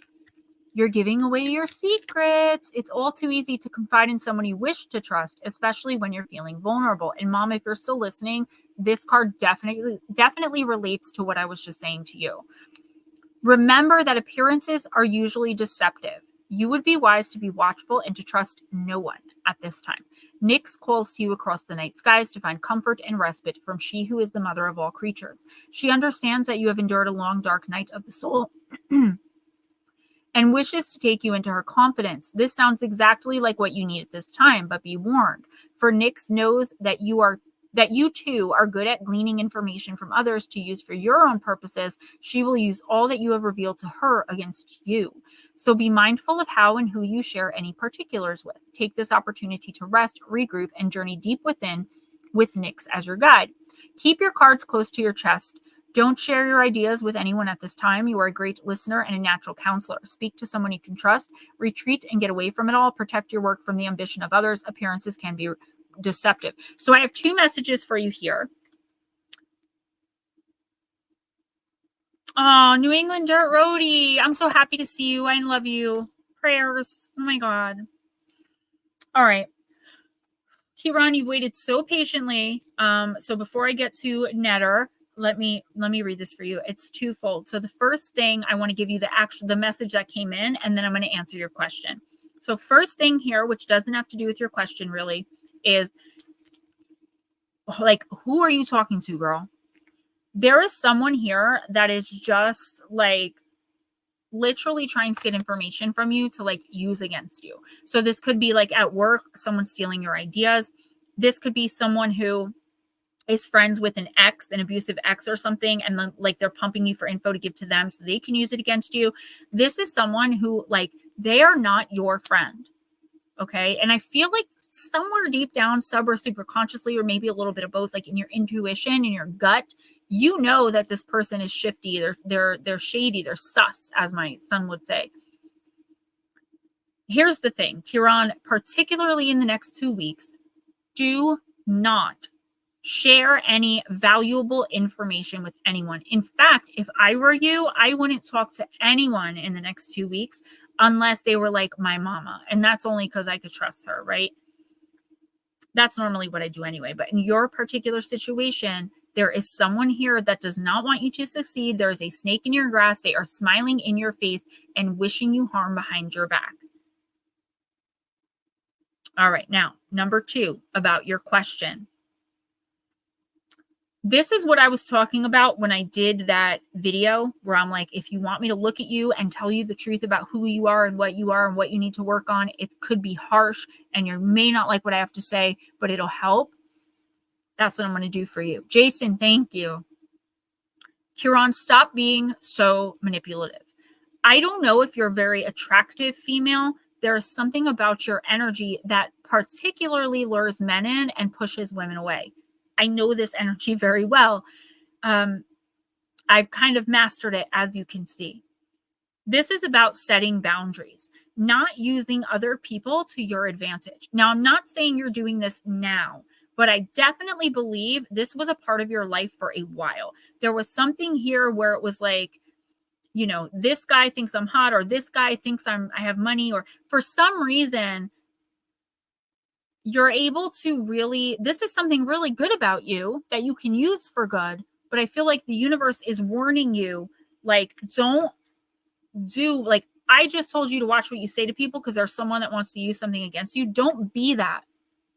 Don't go out of your way to make everything transactional with people. I feel like you are very good at reading people. So here's what you'd have to work with on your inner child. Where was the point in your life where you realized that the only way to get attention is to make things transactional? That you can't ask for help without offering something you don't want to give in return. I'm not just talking about your body. I'm not saying that. I'm saying money, time, energy, right? At what point in your life did you stop being heard and seen and you learned that it was better to just be a ghost? Why are you so like, or have you been? Because again, I don't think you're still doing this. I feel like you have been. I connect to this so much. Like, I'm overwhelmed right now with emotion. I get it. Where it's like, this is the only way I'm going to be able to succeed. And I got to do what I got to do. Stop doing that. For the next month, while you're working with your inner child and finding out when did the neglect start? Because at the very least, there was neglect in your childhood. Okay. You were neglected. You were not seen. You were not heard unless you were made useful. So punished to your room for being a minute late talking on the phone. Like your phone curfew was 9. At 9:01, you were still on the phone. You're punished to your room. But, oh, I need someone to make dinner. Kiran, let's go. That's the kind of energy I'm feeling here. And that is what you need to work with. Now you have so much, just like we all do, just like I do, right? No judgment or indictment. I actually feel this very deeply. When in your childhood did you start feeling that neglect, feeling not good enough, feeling like if I can jump through all these hoops of fire and do all these backflips, maybe I might get a speck of attention or love? And what you're going to do is interview that part of you. You're going to talk to that little girl and tell her that she's loved, she's seen, she's heard. Okay? I would love to talk about this with you all night. You know, this is the type of stuff I do the video sessions with, but I do charge for them. So I need to use the bathroom again, guys. Sorry, but I will be right back. Okay, so next will be Divine, then Nut Slap, then Miss Pixie, then Life with Bobby, and then it's Angie and Cliff. I do you guys together. I know you guys are a couple. So there you go. That will be the next. 1, 2. Oh, wait. Yeah. Divine, Nut Slap, Pixie, Life with Bobby, and Angie and Cliff are the next batch. And I'll call them again one by one. I hope everybody's having a good evening so far. Weird noises back there. Yeah. So there you go. Anybody got anything going on? I hope everybody's doing well. I will be here tomorrow night, as far as I know. Unless the earth drops out from underneath my feet, I should be here. It's highly possible at the rate I'm going. So, and now about it. I already got 2 videos picked out in case we do 2 videos. And I don't know where you're at, but I need to you're listening, sweetie, I got your email almost done. I will be sending it in case you come back and listen. Let's see. And I think that should do it. So, Divine, you are next. You're coming up. Like I said, you came in kind of late, but it should be 1, 2, 3, 4, 5, 6, 7, 8. You're about 9 now. I'm 9 away. So I just want to say, Angie said, and thank you, sweetie, nice reading. That is the type of stuff I do. For those of you who have been asking, like, what were you talking about? I was talking about that. Interactive one-on-one through video call. We can go an hour to an hour and a half. Again, it does cost money. Okay. And that's also the type of stuff I'm going to be talking about for free in my pre-recorded videos that I'm going to be doing on spirituality. You are so very welcome. I got one for you, Gemma. The word of the day, shittiets. Yes, I like it.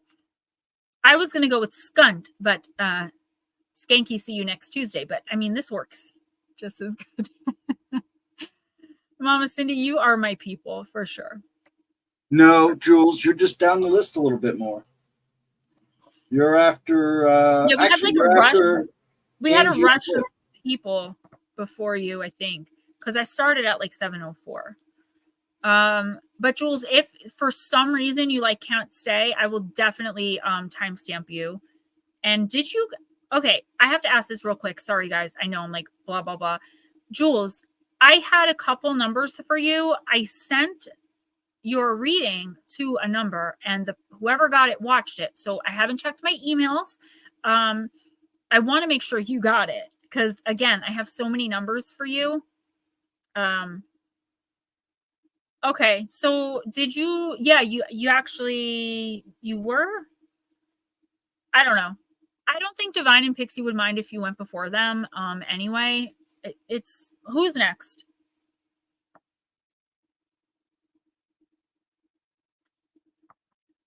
Well, the Divine is next. Okay. Divine, do you mind if I do Jules real quick? Because I really don't know the order, and I don't. I know Jules, sometimes you like fall asleep. Do you know what I mean? Like, I want to make sure you get yours before you go.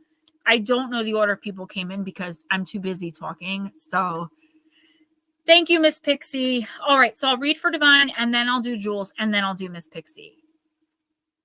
Yeah, I know. And I know that you have a lot going on right now, which is why I don't want you to miss it. So let me do Divine, then I'll do you, then I'll do Pixie. Laura, thank you so much. I don't know how I did this for like almost 2 years, taking the list by myself and doing all of this. All right, Miss Divine, I'm doing Black Moon Lilith. All the walkers went home. What happened, baby UFO?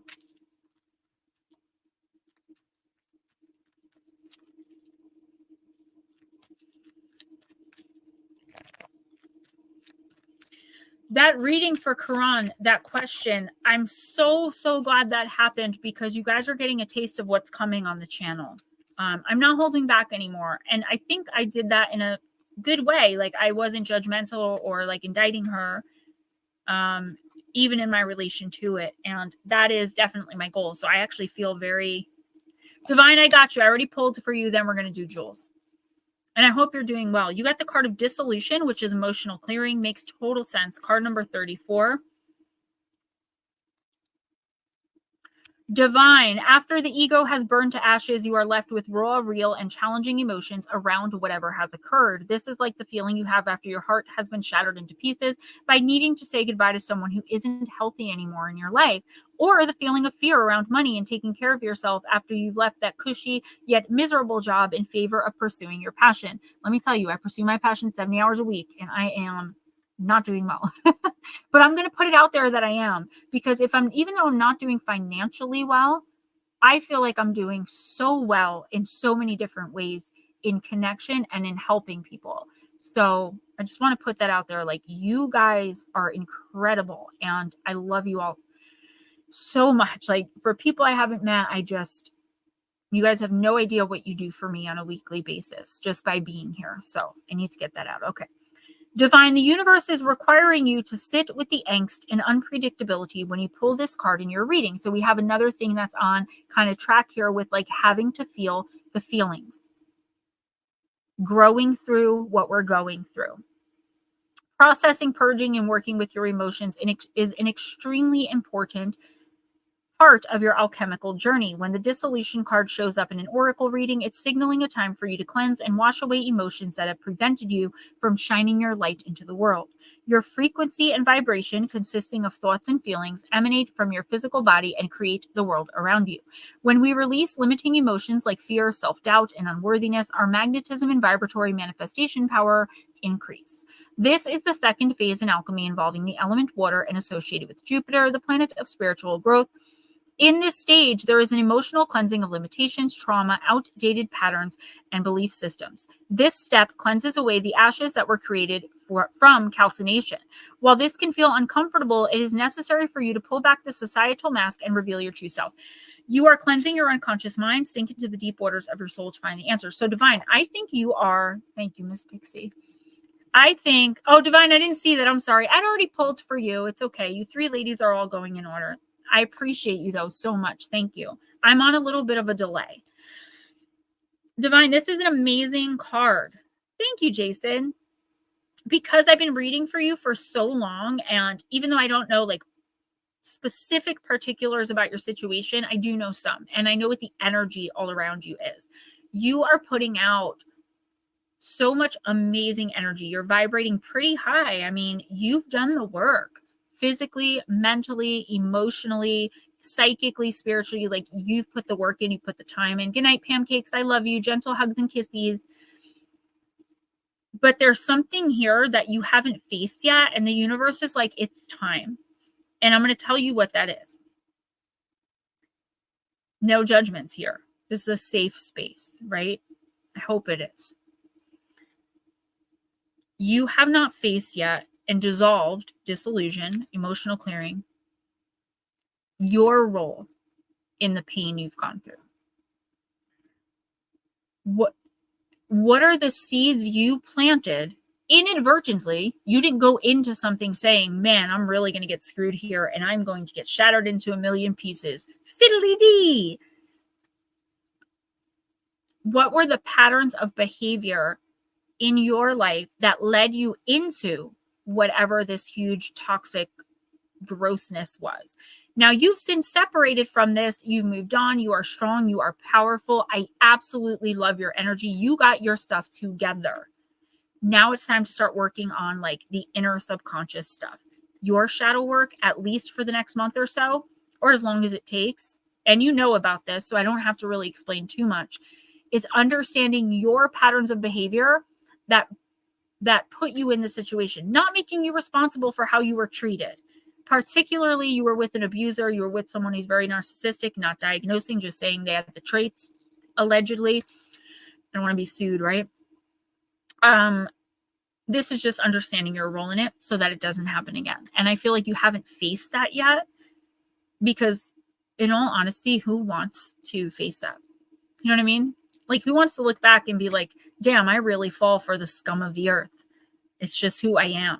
But why do you attract that type?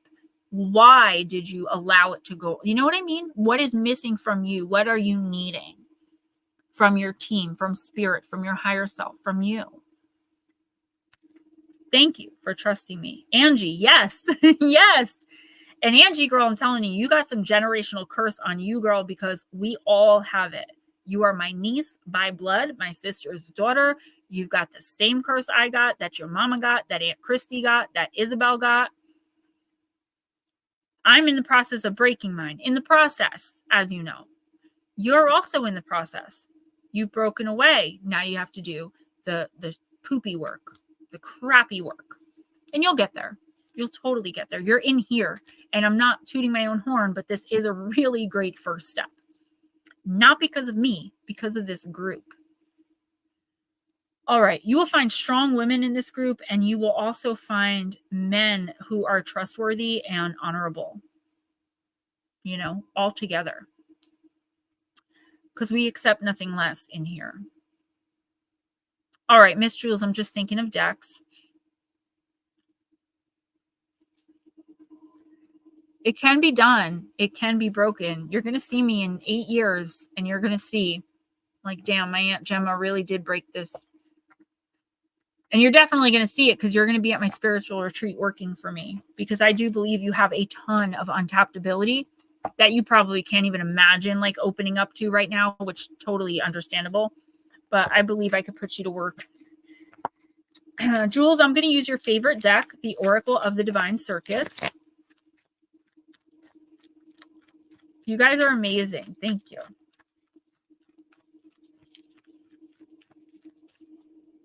Yes, Divine. Yep. Thank you. It's not me. It's your team. But I'm glad you see it, because it proves, in my opinion, that I am tapping into a part of you. So you understand, like, I don't have the answers, but Spirit gives them to me. All right, Miss Julie girl.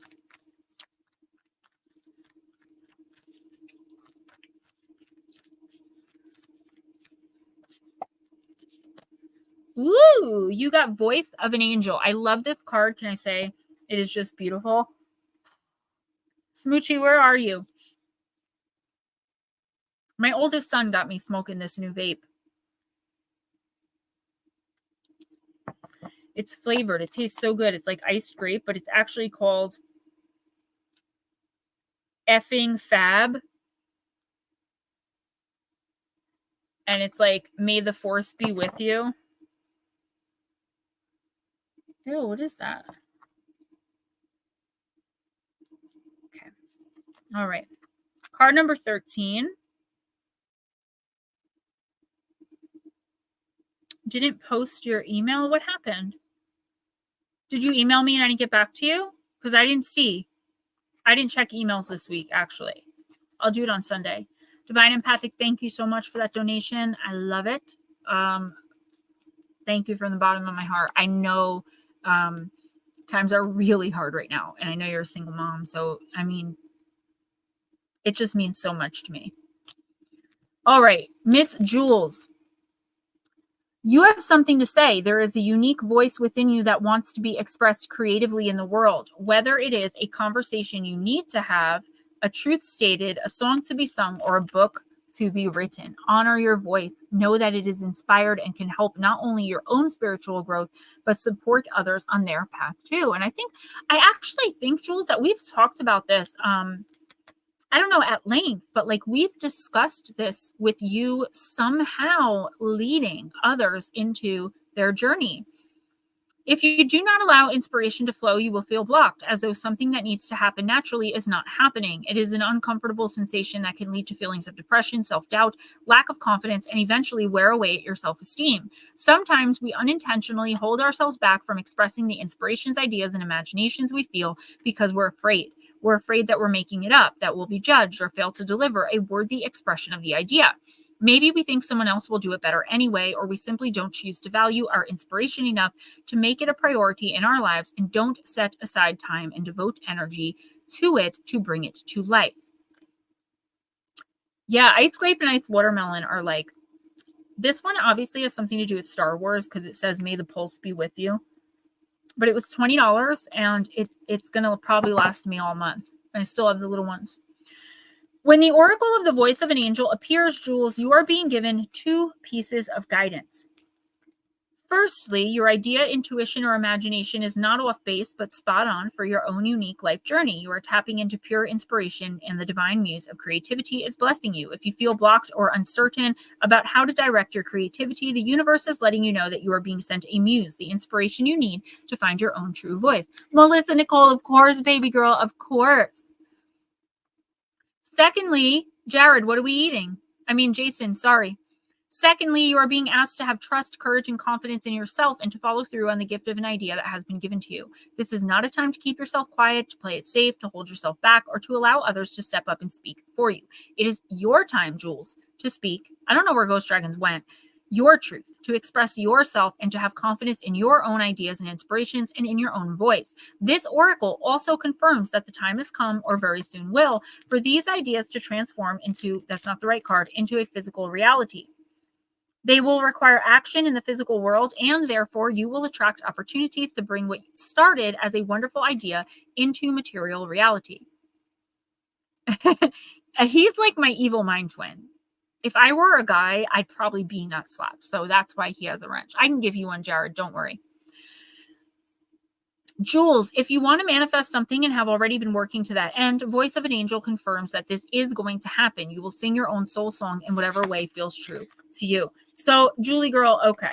Yeah, maybe. I don't know. Usually he'll like say something, but he knew I had the next 3. So, Julie girl, this is important because I've been seeing this on you for so long. And again, I think I've mentioned it a couple times where it's like you're being led to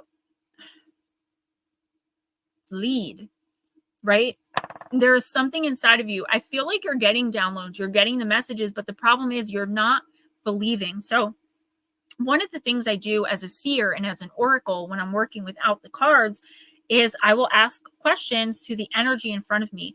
When I see spirit on Wednesday night, or Friday, did it for Wednesday for so long, on Friday night, it's not necessarily, they're not all like solid people standing in front of me like they are sometimes if I see them on the streets or with people. It's really a big energy. And I will sometimes, even when I'm not seeing anything, get something in my head. Like, you need to tell, for example, Jason to pay attention to this reading as well. Or, you know, I have to know innately that that is not me just thinking that out of the clear blue sky. Right? That is what this is talking about. It's trusting the messages that are coming in, Jules, and not sitting there going, well, I need more proof. I need to really know, right? Telling spirit, like, you know, I need to know that that's really not just my thought. You know, you got to give me something bigger. The universe isn't going to, because your lesson here is trust. It's faith, taking a leap of faith. If you have something you want and or need to say and it's going to help someone, say it. If they get upset, they get upset. You're not judging them. You're not indicting them. You are giving them a message. This is how it starts. I'm just warning you. It's like, oh, you need to tell so-and-so XYZ. It takes a couple months or however long, years, and you finally are like, you know what? I'm going to tell so-and-so that. It's got to be real. It keeps coming back. The next thing you know, you're not only telling so-and-so, you're telling so-and-so, this and that, her, him, they, me, my, may, all these messages. And then before you know it, you're a messenger and you can't shut it off. And then that's a whole new set of things you have to do. Jules, you are walking into a major, mega spiritual path. That's probably why you're dealing with a lot of illness, a lot of dis-ease of your spirit. It's because you are taking, not you, you're not taking, because they, spirit, the energies, the deceased, whatever is around you right now giving you these messages, they're taking from you. Even though they're really cool, you know, sometimes they want to talk to me for a couple hours and we talk about their lifetime and my lifetime. And it's just like having a conversation with one of you guys. But the fact of the matter is that whole time they are using my living energy to be able to do that and draining me. And that's what's happening. What will eventually happen to you, but it's not a bad thing. You know why? Because you have someone like me. You have Miss Lara. You have so many people in this community that know what to do with that. But it starts with taking the leap of faith and knowing that, no, you are not just thinking these random things about people. You're being given messages. You're being given information. Deadpool's accurate again. I've been wondering if I'm really the one, or is my mind making all this up? That is perfectly normal. It's perfectly natural. So don't think that like it's troublesome or something you're going to be punished for. First of all, we don't get punished, but you know what I'm saying? Like, it's time to take the next step, and it's time to take a step in the next direction and give the message. I can almost guarantee you with 99.9% certainty that you will be on point. Whether the person realizes it in the moment, even if that person is you, maybe you're being given a direction. I do feel like an outside energy though. Like, it may not click right away, but eventually it will. I've had one person tell me I was off base. And then about 2.5 weeks later, they emailed me and said, I'm so sorry. I embarrassed myself in your stream. You were actually dead on. Just do it. Latro, hey, yo. We got to get Jared a wrench, Angie, and I'll give Smoochie hers back. She promised to behave. Next is nut slap. I didn't do Miss Pixie yet. Well, Nut Slap was before Miss Pixie. Oh, okay, because I said the order in chat while you were going potty. I'll believe you. Nut Slap, I'm using Halloween Oracle. At least somebody does. Yep, nope. Multifaceted Jules. Miss Smoochie, of course. You're good. Don't ever apologize. I think we all understand that. Again, even if we don't realize we do, we do. We have those moments. We're all here on a journey. None of us is like the leader, right? Like none of us have mastered this. We're human beings. We're just being, doing, you know, we're human doings, I guess. All right, Sir Nut Slap. Guys, don't forget, I hate to push this, but I kind of have to. If you want to donate to my Para-Unity to help me get the hotel room. And it really sucks because I'm collecting donations for RJ for something for his school. It's like a walkathon thing. It's so they can build a new playground. And I can't really, someone did make a donation already, a big one to kind of cover it, but I feel like I cheated. So like, I just want to put it out there. Like I live off donations right now. So to ask for donations, but I'm just putting it out there. RJ is collecting $1, $2. It doesn't matter for his walk-a-thon fundraiser that I'm going to be walking in next Friday. So yes, you heard you. Skull of Stars, baby boy. Infinite possibilities. Nuts Up reminds me very, very much, even the way he looks, of my son Damien's father. Not a bad thing, but I think that's why I initially connected you. Miss Pixie, yeah, if you have any ideas, that would be amazing.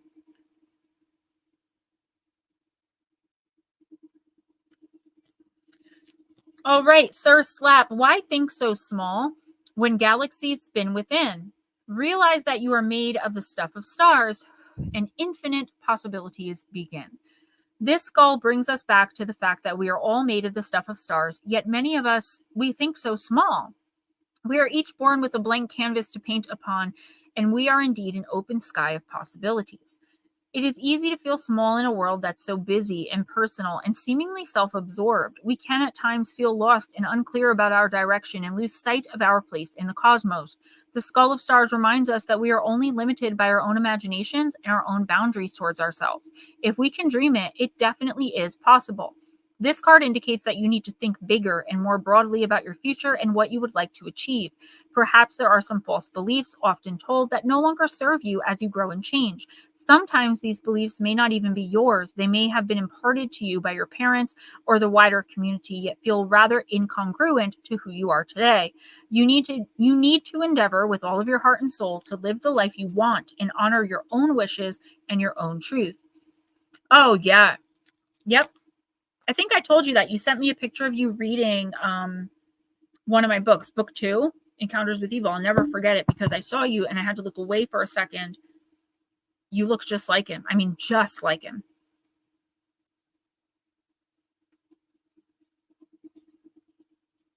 And you have a lot of the same personality, the same energy. It's totally a good thing. He's my best friend since I was 12 years old. We just happened to have a kid. All right. Nutslap, this is something that I've been talking to you about for a while. And your team is trying to get this through that thick skull of yours, sir. I think that's one of the reasons I feel like I've known you forever. And I enjoy our conversation so much. But I feel like you have this idea that everything you've wanted to do has been tried and either like it failed or it didn't work out. Jared, I have a joke about that. Just hold that thought. But the universe is saying, like, actually, you haven't even endeavored to do anything yet. It's like in your mind, you've played it all out to where it doesn't work. And you've thought of all the reasons why it's not going to work, right? Why this can't happen, why you can't make that dream come true, why you can't do this, why you can't A, B, and C, right? And the universe is saying, yeah, but like, no, like, I'm not judging you or indicting you, but it's time to get honest here. Like, what have you actually done? And I can look in the mirror and ask myself the same thing. So again, I'm not judging you. This is the universe, your team asking you, like, dude, when are you going to try something? Like just dare to do it. You have the perfect energy for this, the perfect personality to just be like, you know what? F it. I'm packing everything in a van and moving to like Chicago. I don't know where, this go, this spontaneous energy is all around you right now. And the universe really wants you to work with that while you can. I have felt a love interest in your life for a while in your orbit. So it could be someone you casually know, even if you've only known them from the internet, or it could be someone you've met in person that you kind of say hi to here and there. And it's like, if you don't trust, again, like I said to Jules, like if you don't trust the information that's coming in, that these are actual downloads and not just your thoughts going a little haywire, you're never going to move forward. And you're just like the rest of us, where you're like in a situation that it's like, it's okay for now. It's comfortable. It's blah. It is what it is. But you have so much more that you want. Go out there and get it.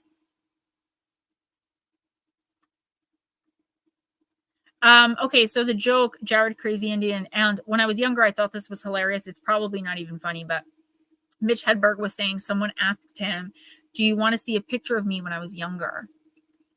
And he's like, but it's the way he talks. He's like, they asked me, do I want to see a picture of them when they was younger? Every picture of us is when we was younger. I want to see a picture of you in the future. Gotta look it up. Mitch Hedberg.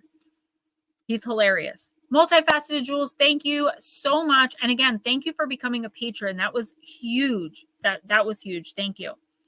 Those of you who donate every week, $2, $5, $10, whatever you can. I mean, thank you so much. Whether you do it through YouTube or PayPal and Cash App.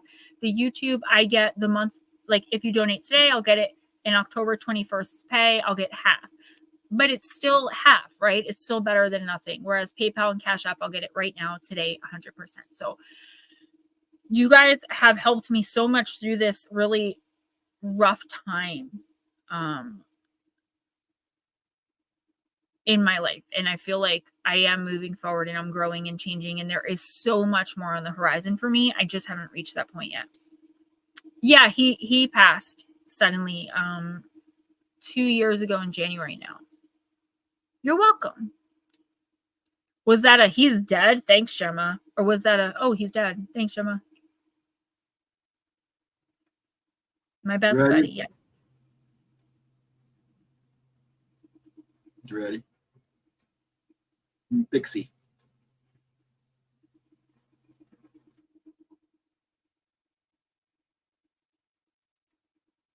Laura, I'm going to use the fairy tale oracle.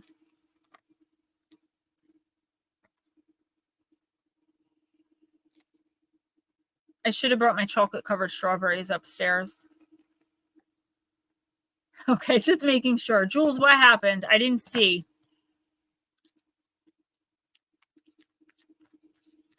Oh, thank you, Latro. I do appreciate it. All right. Jules, I'm sorry. I just didn't see what happened. I need someone to run interference. I picked Jesus. You got to call the cops. Call the cops. Oh my God.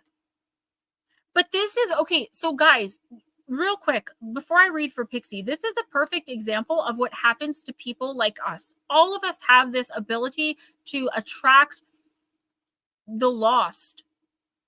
But when it comes to someone who is doing something like this, like I met you at the dentist, so I'm going to find out your address and go to your house. That's more lost than what we should be putting ourselves in, right? We do need to enforce boundaries. While we may want to help and be understanding and be patient, that is a dangerous situation. Jules, please call the police. I used to have that problem all the time. One guy caught me outside of the diner. I got out of work at 4:30 in the morning, and I just thought he was like a crazy old guy, right? So I didn't pay much attention to him. I was very sweet to him. And that's probably why one night as I came out of the diner, I was walking across the parking lot. So I walked home. It was like 2 blocks. I see something out of the corner of my eye. It's this guy with his lights off, and he's trying to run me over. He crashed into the brick wall behind me. And when the cops got there, he's like, if I can't have her, no one can. He was like 90. And the guy who played, what was his name? He played in The Sopranos as the Carmine Libertazzi. I think he played like the original New York mob boss, the really old, wrinkly guy, not Uncle Junior, the one from the. He would come into the diner every day and he would take my cigarettes. And I'm thinking, dude, you were on a hit show. This was in like 2006 when The Sopranos were huge. And he would take my cigarettes and he would beg me to just leave my life behind and go to Florida with him. He was literally like 100 years old.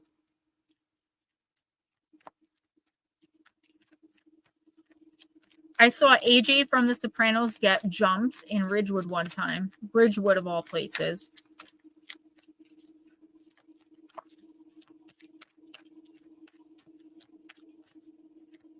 I've been to the Bada Bing, the original and the old one. So the original is Stilettos and the other one is Satin Dolls.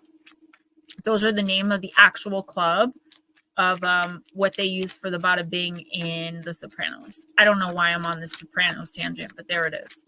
All right, Miss Pixie, thank you for your patience. You got the Puss in Boots. This card always comes out, but it's a great message. Card number 8, it is the card of wit. Jared, right? It is hard to hate people like that. Sounds like my kind of people. I can get along with everyone, though. I really can. People just gravitate towards me, and I've learned to be kind of like a chameleon with people, but in a good way, not in like a manipulative way.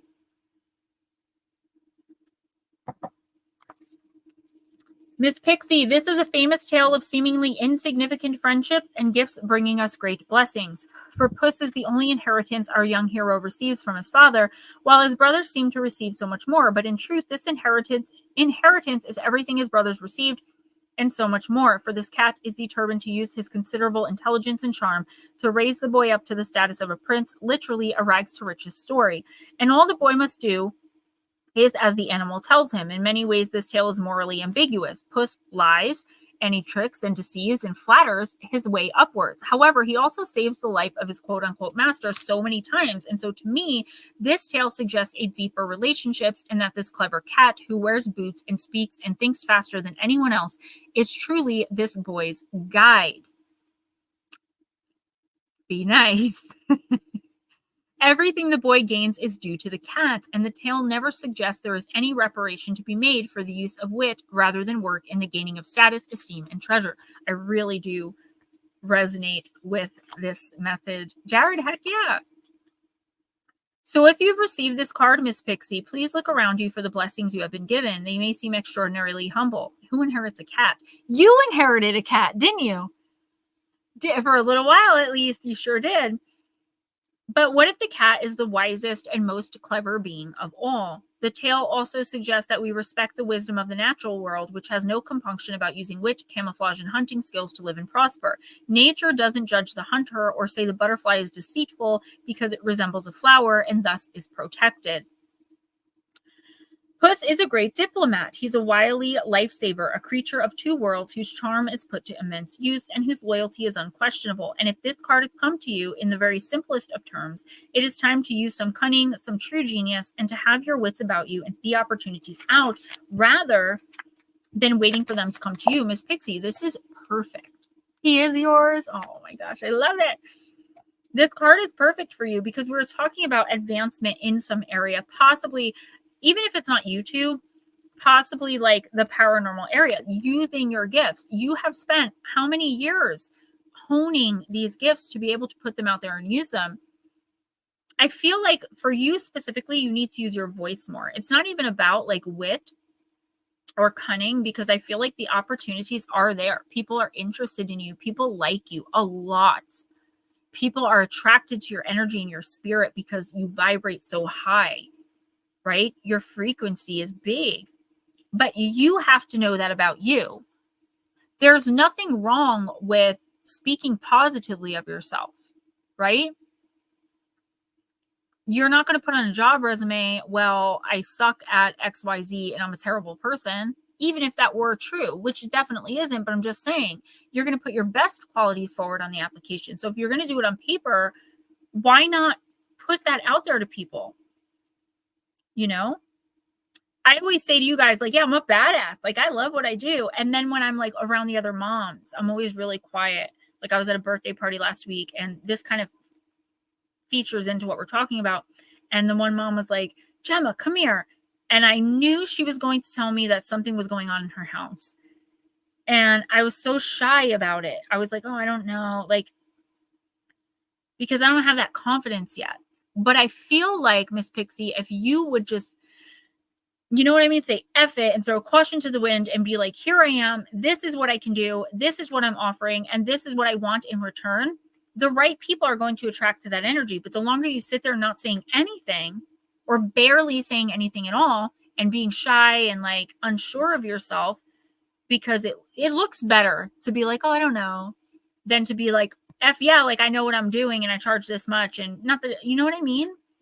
I feel like you just need to, I feel like you have the confidence, but you feel for some reason, and this probably has to do with your own shadow work and your own stuff, like you feel like you're going to be questioned, and then you start to question yourself.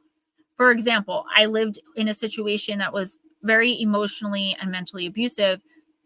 And I remember one time I was just scrolling through Facebook on my phone, and the person came in and I went and turned my phone off and like threw it. Why did I do that? I wasn't doing anything, but I was just so afraid of the person being like, oh, you're on your phone again. Like, I made myself look suspicious. And I feel like that is what the universe is saying. Like, not that exact thing, but like, put yourself out there. There are opportunities waiting for you, but they're not going to come to you. They'll come to you eventually. But if you see something you want, particularly in the next couple weeks, just put yourself out there and be like, you know, you're not afraid to do it in here, like to help someone. So what about helping yourself in that way? Every time I have like some issue, you're like, Gems, I got an idea. You know, you're always willing to put yourself out there and try to help. Do that for yourself, baby girl. Actually, Jared, I haven't checked my emails in like a week, but I will check them on Sunday. No, this is actually lapis lazuli, and I always call it sandstone, but it might be called blue sunstone. I'm not sure. I do have black onyx. I have pink onyx and white onyx, but not in the jewelry. Who's next? Life with Bobby. Mike, yeah, I wear this ring all the time. A lot of the time I'll wear it on my wedding ring finger. It was a gift from Lotus 2 Christmases ago, and it's very, very special to me. Like the piece of smoky quartz I wear a lot. I just wore it in a short yesterday that Miss Pixie gave me. Kirby's, hi, thank you. Jared, I'm sure if you sent it, I will definitely get it. I don't have time after stream. I don't have time tomorrow, but Sunday I will check it. I promise. Good. Miss Pixie, please keep doing that. This one I can't, I mean, I could scry with basically anything, but I have a big giant black obsidian crystal ball. I guess it is a crystal ball. It's obsidian crystal. And that's what I use for scrying. All right. Life with Bobby. I'm going to use the Archangel Animal.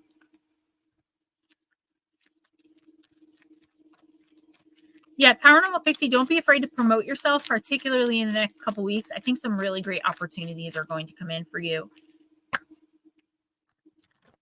I feel like you don't take yourself seriously, and like in a way that's really good, right? You're not walking around like queen poop over here, but also like take yourself seriously enough to know that you have something to offer. I want to show you guys something really special.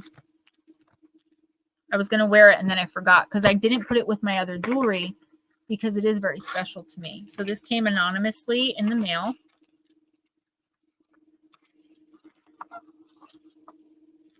It says, you effing got this. Behind every strong person is a story that gave them no other choice. Wear this ring as a reminder that when the days get hard, don't let them win. You are not just strong. You, my dear, are unbreakable. I know who sent it, but she asked to remain anonymous. And it says right on the ring, you effing got this.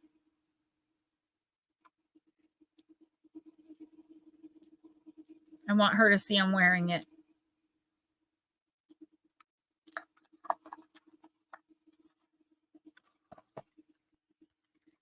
All right, Life with Bobby. Ooh, you got my spirit animal. You got the owl. Sorry about the shaking screen, guys. I keep hitting my computer going back and forth here. Oh my God, this card is so beautiful. Listen to the messages of the angels. Archangel Bakpi.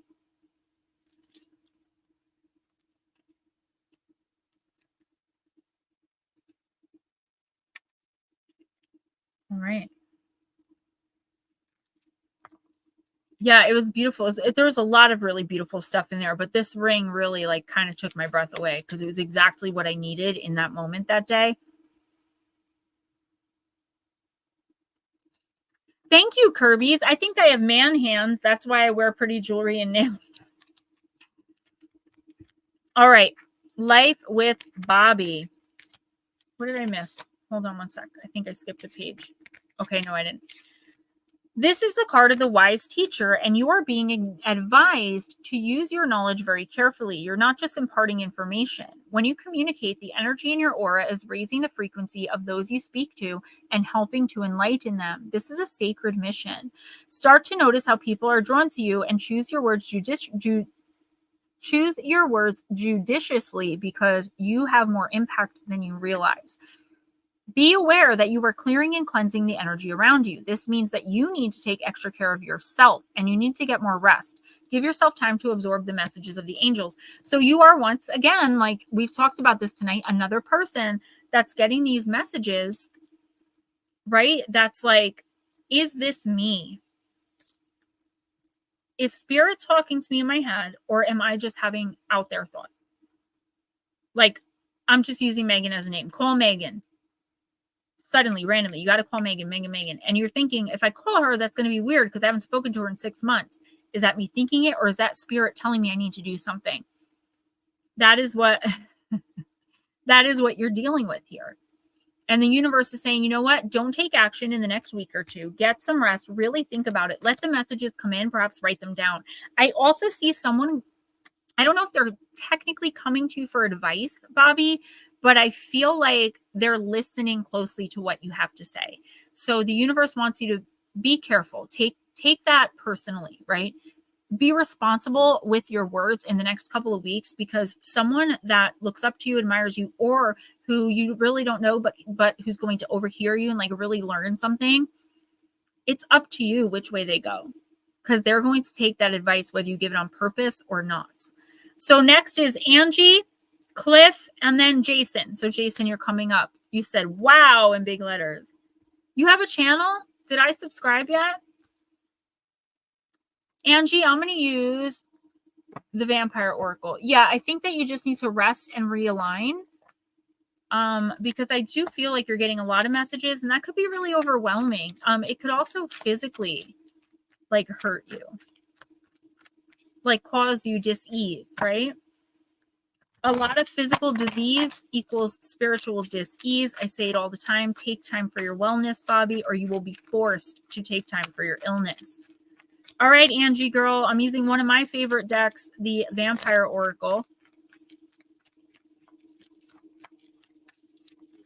Guys, we're doing Listener Encounters 19 on Monday at 11 a.m. Eastern. I wish Slow Motion was in here because I did use his story. So these are stories of Uber drivers, cab drivers, and then Slow Motion story. One is a black-eyed kid encounter. So it is really creepy, really interesting. Angie, you got transgression. Imagine that. My niece, my adopted daughter getting transgression. Flaws, contradictions, and a mistake. Card number 41.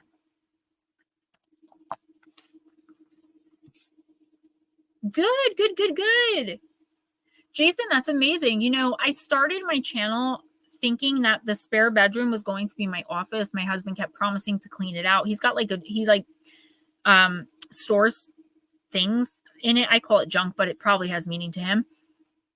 And the room is filled. So I had to improvise, but I can't use a lot of my stuff. Like I can't use my 10 by 8 foot whiteboard that Ghostdragonzw got me. I can't use the green screen that my friend Shannon got me. I have all my decks set up here and I can't put all of them. I just took over half my bedroom. So what you're seeing is actually like a 10 by 6 foot space that I sit and work in every day. That's all I have. But I make it work, right? Because it's about the message. Let me know when you have it up and running. I'll help you in any way that I can. All right, Angie girl, let's get to it.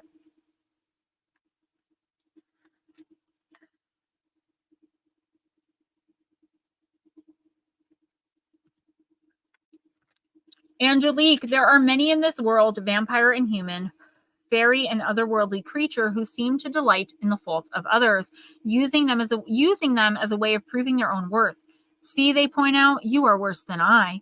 And could there be any worse than this killing of a sacred animal, the unicorn, now mourned so deeply by this little vampire? This, Angie, is false glory, and disturbing to all of us who live long lives, to see so many worry that they have sinned and hurt others and cannot be forgiven, and to see others glory in the guilt they use to manipulate and feel righteous.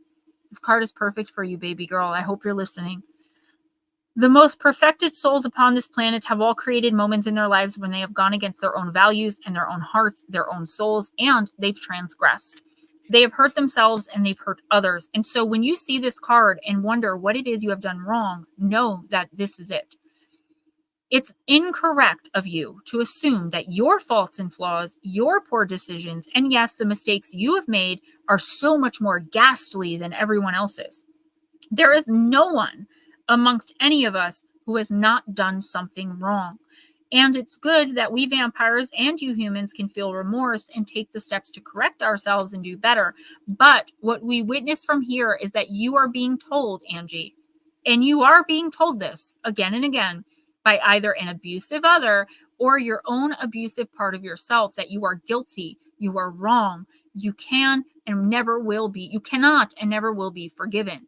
You have to take steps now to correct what can be corrected, apologize clearly and one time, if that's the right thing for you to do. And then, Angie, you've got to forgive yourself, babe. To continually internally erode your own value due to another's encouragement is a false kind of virtue. There's no good in hurting yourself over and over to prove how sorry you are. Live better, do better, but let the self-punishment go. And don't allow anyone else to utilize your compassionate remorse for their own end. Yes, they are doing that. We all are, human and otherworldly creature, going to transgress against the natural laws and the laws of our own souls. What we do about it, Angie, is what matters. Go on now and make amends, and then give thanks for the gift of self-forgiveness. Angie, you've seen everything I've been through in my life, and I've been telling you since you were 14 years old that the path you were on, you were going to end up like me. And I'm not judging you, but that is kind of what happened. There's nothing wrong with that, because look, now I have forgiven myself. And I know there are people in our family specifically that I don't really talk to that'll say, like, how could she have done that? Or she didn't raise her kids, or all the stuff they say about me. But all I have to say is, look at me now. Look at me now, right? I'm a best-selling author 5 times over. And you don't have to be that, but you have potential. You're 32 years old. 31, perhaps. I think 32, but maybe 31. Girl, you are young. Have your fun. Make lots of noise. Kiss lots of boys. Kiss lots of girls if that's what you're into. But forgive yourself. And you know exactly the one thing that I'm talking about. It's not easy. But I was able to do it many times over. You can do it. You have strong blood in you. You are my blood.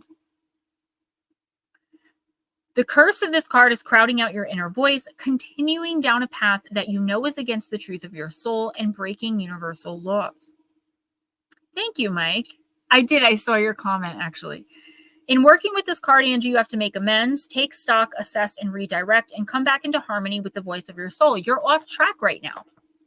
I mean, it's obvious, but it's like, who doesn't get off track? Especially, like, you've been a mom since you were 15 years old, and a damn good one.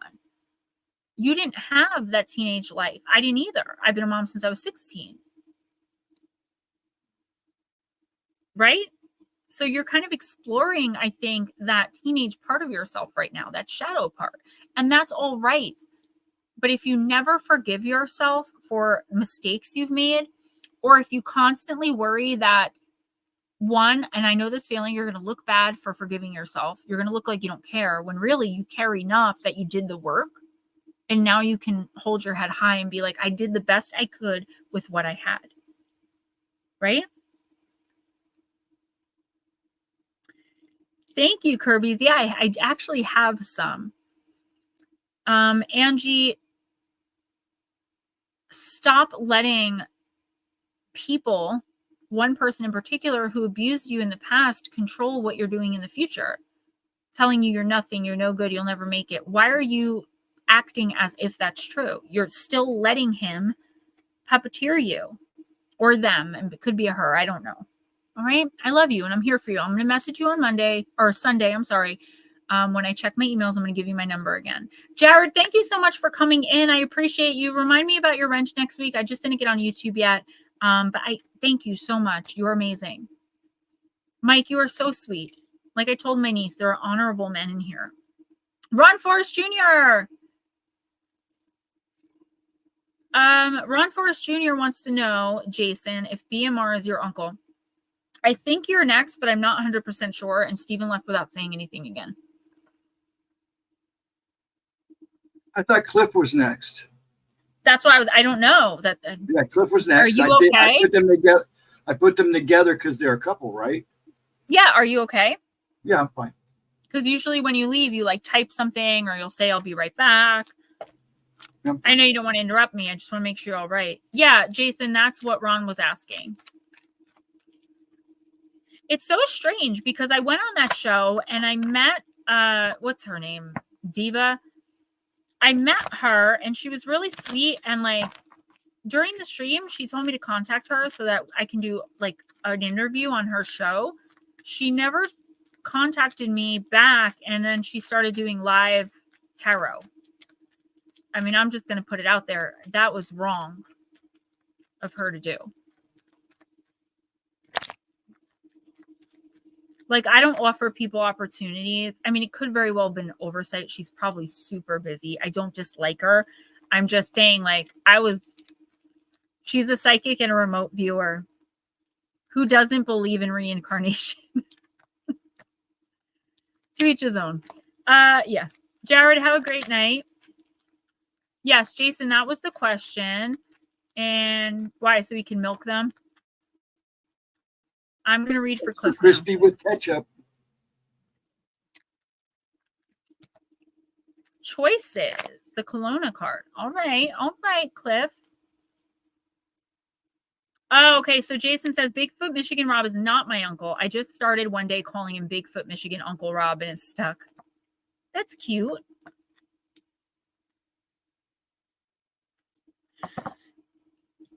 All right.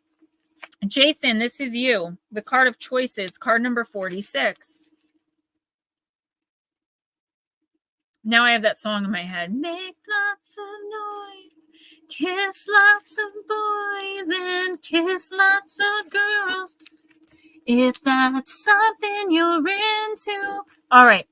Jason, every choice you make, this is not Jason. I'm sorry. No. This is Cliff. Then Jason. Sorry. Cliff.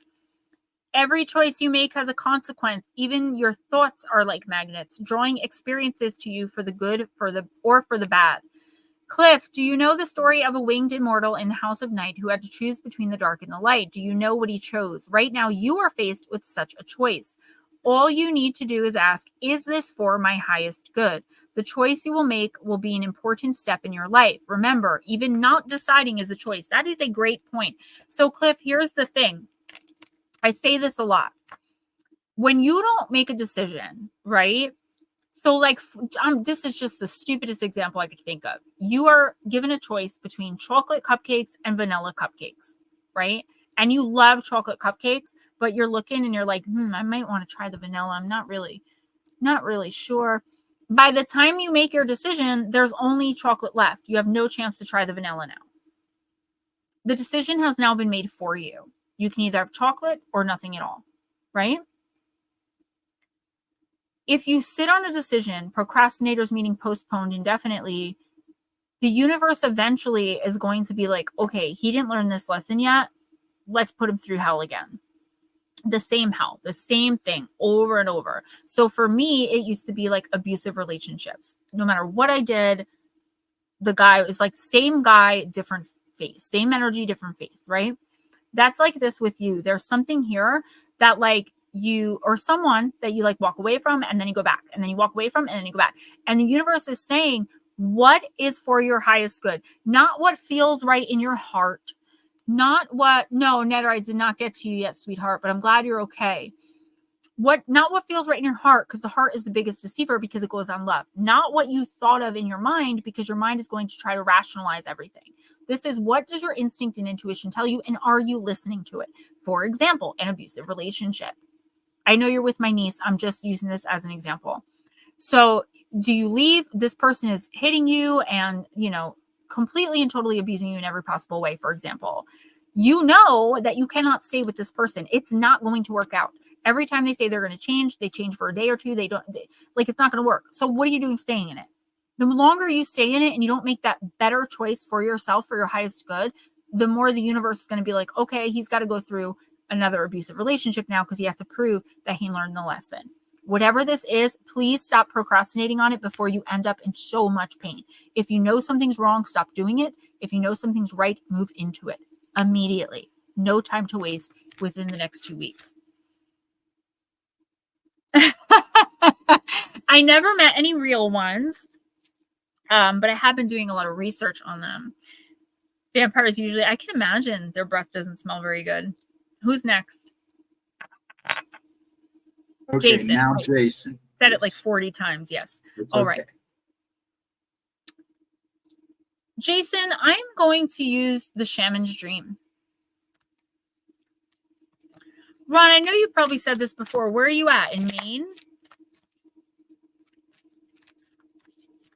All right. Well, NEDR, you do have a monthly coming. So you have your October monthly I'll be doing next week. Or this coming week, I should say.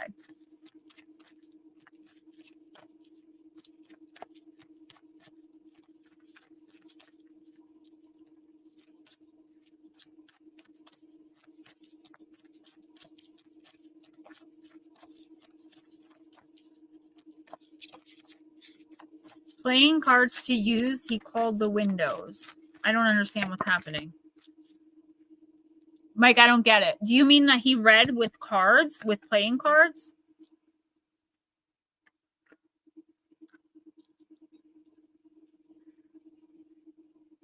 No, Jason, I'm reading for you now. This is your card. Stars in the Sky, Limitless Possibility, card number 51.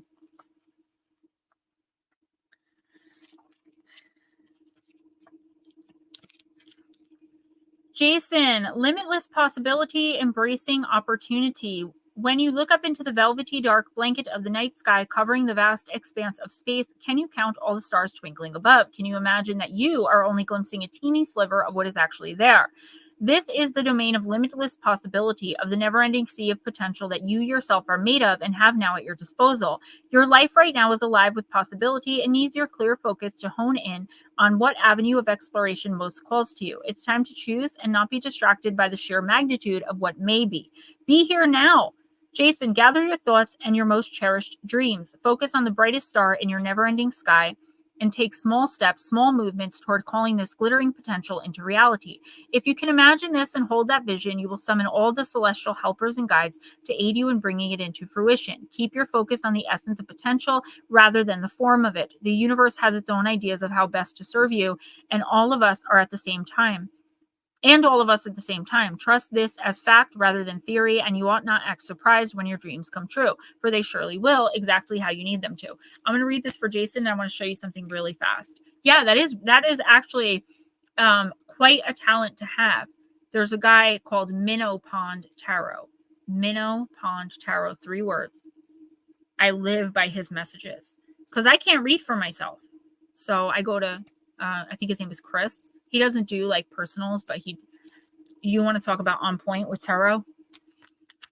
Jason, there's something here. I feel like it's a dream. Not like a dream that you're having when you lay down and go to sleep, but like something you want in your life. And I feel like you can see it, but you can only see so far, right? Kelly Huff, Chris Jarvis, you guys got to let us know if you're here. Last call, because I'm not staying late AF tonight. Jason, you're welcome, but I'm not done reading for you yet. I'm still reading for you. So there's something in your head that I feel like you want really bad. So it could be maybe a romantic relationship, or maybe you're in a relationship and you want a kid, or maybe you want to, you know, level up in your job, or like with your YouTube channel. But I feel like you're only imagining like the tip of the iceberg, and the universe is telling you like dream big. Don't let anyone tell you. This is like a basic message, Jason, but I think it's really important for you to hear right now. Don't let anyone tell you like anything negative about what you're doing, because they don't know your path, right? And if they're not spiritually and energetically connected with you, they have no business speaking on it. And the way that you'll know is because the people that are meant to be a part of this will vibe with you. They'll have ideas. They'll have, you know, a lot of support. They'll really be rooting for you. The one thing I will say is watch telling too many people your ideas in the next couple of weeks, because I feel like someone is like, I'm just going to be honest, like they want to steal them. So for example, say that you're ready to launch your YouTube channel in a week, just for an example. And you tell your friend, oh, I'm going to cover the case of Joe Smith. That's going to be my first case. It was a big case. I can't wait to cover it. And then the day before you launch your channel, your friend launches theirs and they cover Joe Smith. They completely and totally stole your idea, and they screwed you out of being able to start your channel, because now you look like you're copying them. Do with that what you will. Please be very careful who you tell your ideas to. And I feel like if you keep them close to the vest in the next couple of months, by the time you're ready to accomplish whatever this is, you'll be ready to go for it. You'll be confident, and it will basically fall right into your lap. It's a matter of, are you going to take the leap of faith or not? So I got so much cool stuff. So here, these go in the Halloween boxes. So this says "Be Kind" on it. It's a necklace, and when you pull the bottom, it says "Be Kind of a BITCH." I've got 2 of those. I've got these little Oogie Boogies because he's my favorite. I've got Halloween socks. I've got Halloween earrings. I've got Mothman merchandise. I've got Bigfoot merchandise. I've got my usual manifestation and intention sprays. I have Bigfoot statues, guys. I have so much. Gotta order, though. All right, who's next? If Smoochie's still here. Well, she didn't answer, so. I know. And Melissa Cole, you still here? Or Kirby, and if none of them answer, just go ahead and do Kirby if he wants a reading. Because I know so Kirby. last call. Kelly Huff. Well, let's do it in order. Chris Jarvis, Kelly Huff. Yes, I did. I love them. Melissa Nicole, Smoochie. Guys, I'm not just randomly doing timestamps. You guys didn't ask. Please let me know. I do have to get up at 6:30 in the morning tomorrow, so. I have to get up super early for soccer for my son, and then like pictures, and I'm going to apple picking, and it's just a lot I got to do. And I've been up since 5 today because I put my son to bed too early last night, and he was up at 5 instead of our normal 6:30. So anyway, not waiting around. You are so welcome, Jason Finch, for your reading. All of you guys are amazing. If it wasn't for you guys, I wouldn't be here being able to do this. So, all right, Kirby's, do you want a reading? Because I know Jay just said something, so if they would like a reading, speak up.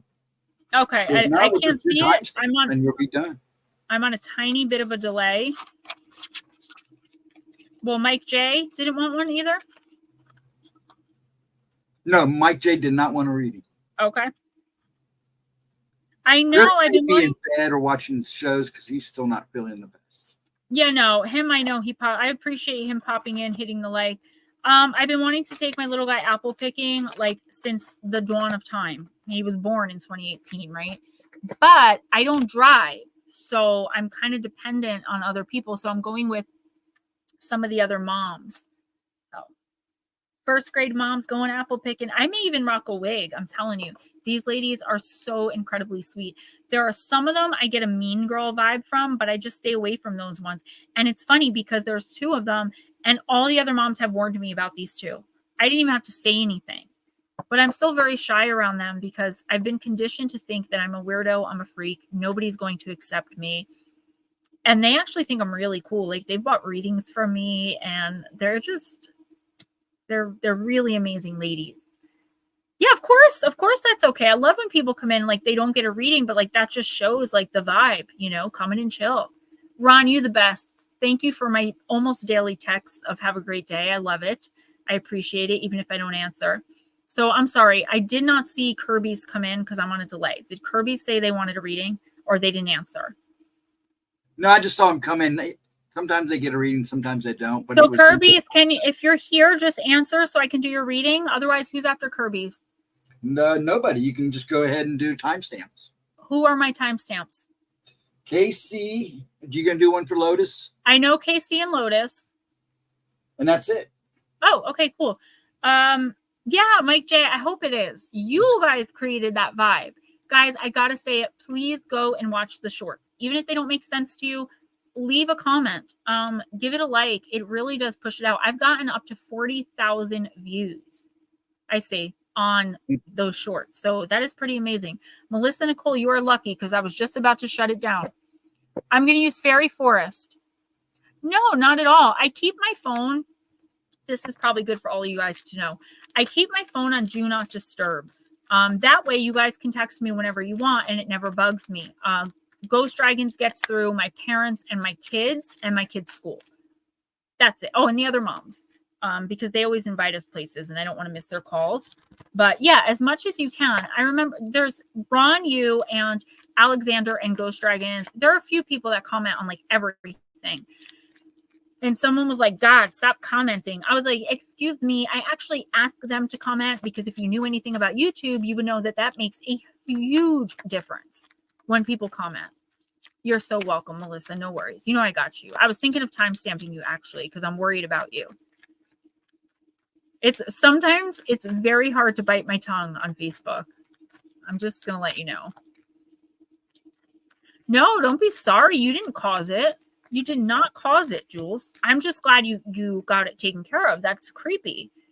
And we've talked about this before, that you and I have kind of that same energy, right? Of just like, why me? Thank you, Mike. I try to be funny. I know that like Bat Mom, I don't get offended. She's like, what are you doing? This has nothing to do with anything. And I'm like, that's the point. Like yesterday I did a viral dance, the Just Lose It windmill. If you didn't know that was a viral dance, it was probably pretty random. Whipping my hair back and forth. And I'm like, I need an ice pack for my neck. But like, I try to make you guys laugh. I want you guys to be like, what is this crazy B word doing now? That is my point. Melissa, you got card number 42, the card of bliss, contentment, satisfaction, and security. This is going to be interesting.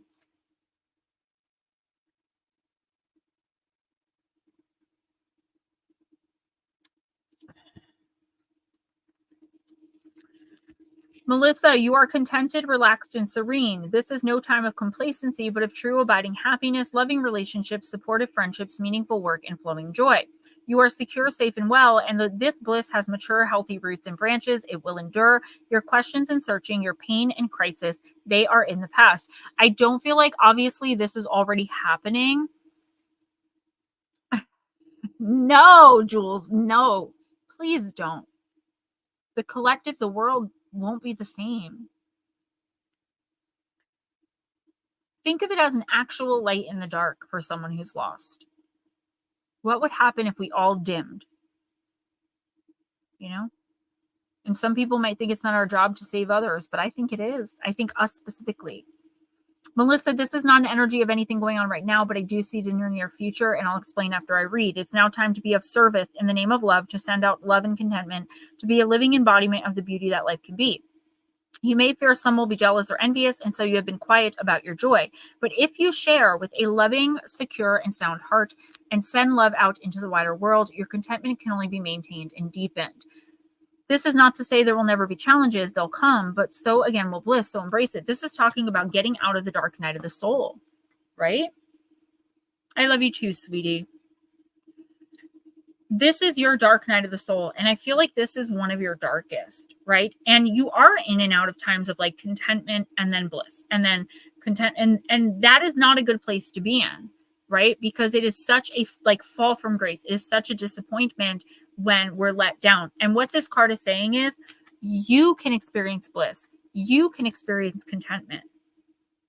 You can be a light for others and teach them and learn them and guide them and move them and bring them. But you have to be moving yourself in order for other people to be following. Melissa, there are so many opportunities out there for you. You don't have to suffer like this. Look at this card. This could be your life.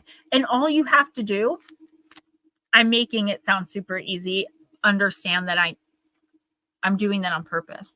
All you have to do is change everything about your life and break the bonds of abuse that have been instilled in you. I know you're trying, and I understand that it's easier to stay sometimes. And I understand that it's more convenient to stay sometimes. And I understand that the authorities don't always help. But what I want you to know is that if you can't help yourself, if you feel helpless in your own situation, do what you can to try and help others that are perhaps in the same situation. And I know that people are like, thank you, Mike. Which one? I know that people will be like, well, if you haven't gotten through it, who are you to be teaching someone else? You're the best person to be teaching it, because they're going to see your struggle. They're going to see what it really looks like and understand that it's not for them. I feel like you can really help others right now, not by going out and seeking them, but I do feel like the opportunity to really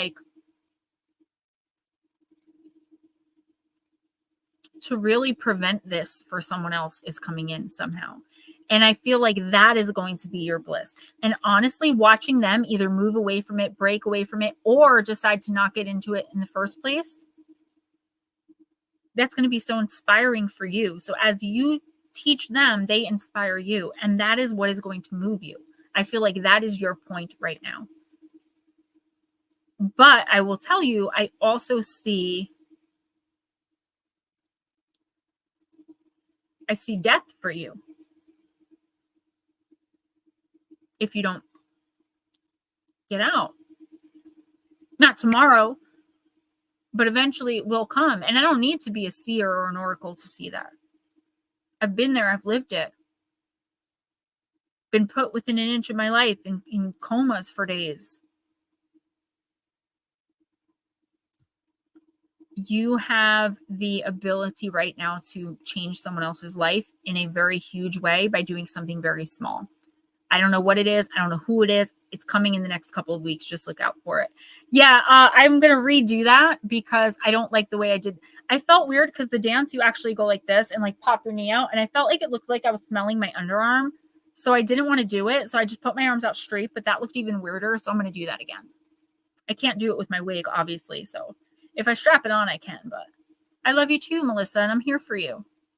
I may not always be here every single time you message me with all the answers, but I am here to listen, and I am here to send out light and positivity. I got a mosquito bite.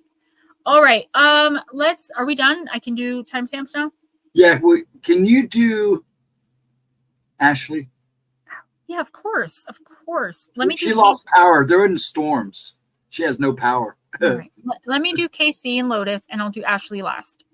That's fine. It's up to you. She said it was up to you. Of course I can. Of course. I told her she's like my daughter. I'm actually going to put her like Lotus and KC like on the permanent list. Something definitely bit me, man. Can you guys hold on 1 second? I'll be right back.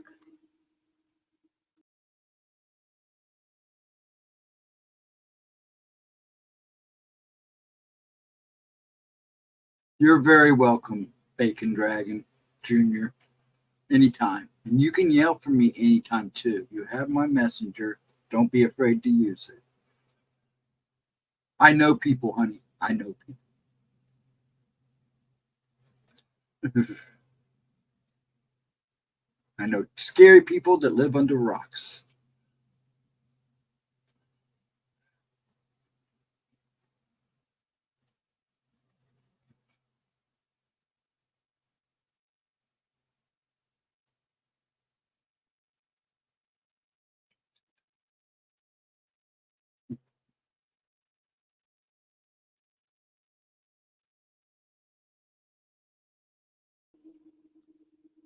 All right, Steven, check private chat real quick.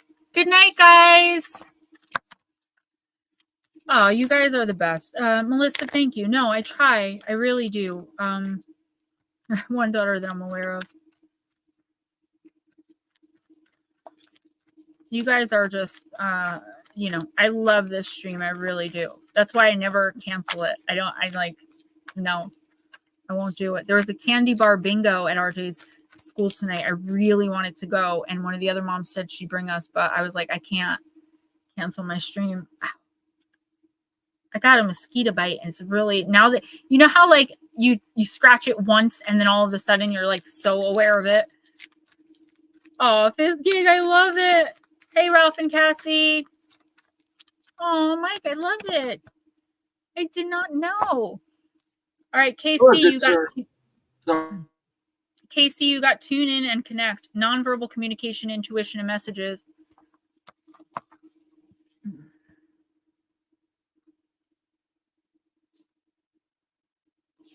Miss KC, there has been so much noise and busy energy around you that you haven't been able to stop and listen to what the universe is trying to tell you. Quieten your mind and find a peaceful space you can visit, meditate, or be still for a few moments each day, and you will feel more connected to your loved ones regardless of distance. You will also be more receptive to signals and messages, spoken or otherwise. Listen to your gut instincts and don't doubt what you are feeling. Often the first thing you feel, hear, or sense about something ends up being right. Still, it can take courage to listen to your intuition and trust your heart instead of being led by other people's opinions. Be open to a family member or friend and the message they are trying to communicate to you. It's time to connect with someone. So Casey, you know, you lost,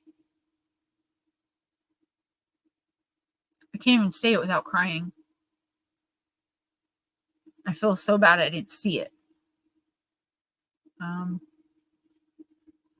Jared, I probably could. You lost the love of your life. And I feel like this is the universe just reinforcing you, Casey. You're a Pisces sun. Open yourself up just a tiny bit to see that he's still with you. Miss Pixie, exactly. And that, you know, I know that you know this, but I feel like he's trying to give you proof, right? He's trying to give you like that absolute proof, like, I am here with you, Casey. You're not seeing it, of course, because you're grieving. And in our grief, we build these subconscious energetic walls. I cannot see the 3 people I care most about. I can see everyone else because my grief I've inadvertently blocked them out. I can hear them, but I cannot see them. I can feel them. This is a special message for you of like, hey, I'm here. All you have to do is, even in your humanity and in your pain and your grief, stop, look, and listen. Close your eyes and look. You know? He wants you to know that he's here.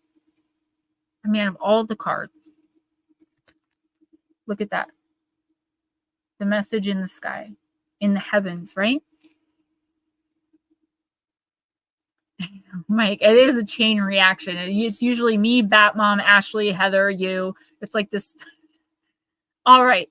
Miss Lotus, I'm actually going to use energy and spirit. Hey, Para Women Radio. What's up?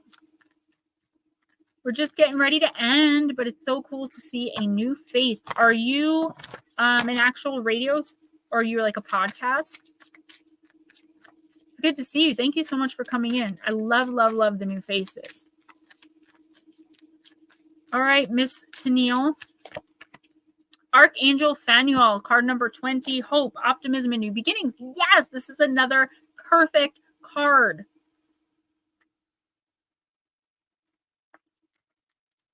Upright, Archangel Phanuel, the angel of hope, brings the light of the sun, the dawn of a new day and a new beginning. Like the rainbow lit castle on the card, experiences of great fulfillment are on the horizon for you. Even if you've had disappointments in the past, bright new resolutions and happy outcomes are on the way. You recently got a new driver, right? You recently got a huge chunk of like everything that's been going wrong fixed.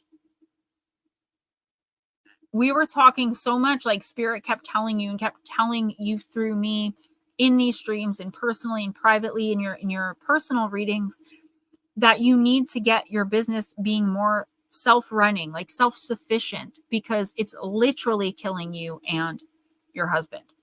Like seeing death, like if you don't take time for your illness, for your wellness, you will be forced to take time for your illness. And both of you are just, and you finally got this new driver, and it was like a lucky break. It wasn't like this whole big. So Tennille, I want you to focus on that. Okay. Faniel reminds you of the power of hope and optimism. As you consciously choose to release fear and doubt, your peaceful, trusting attitude will connect you with all things uplifting. The universe is abundant, filled with amazing potential. And with your optimistic attitude and this angel's powerful presence, a wonderful new opportunity designed just for you is sure to be right around the corner. All right, Miss Pixie, thank you. I usually do, but I'll make sure.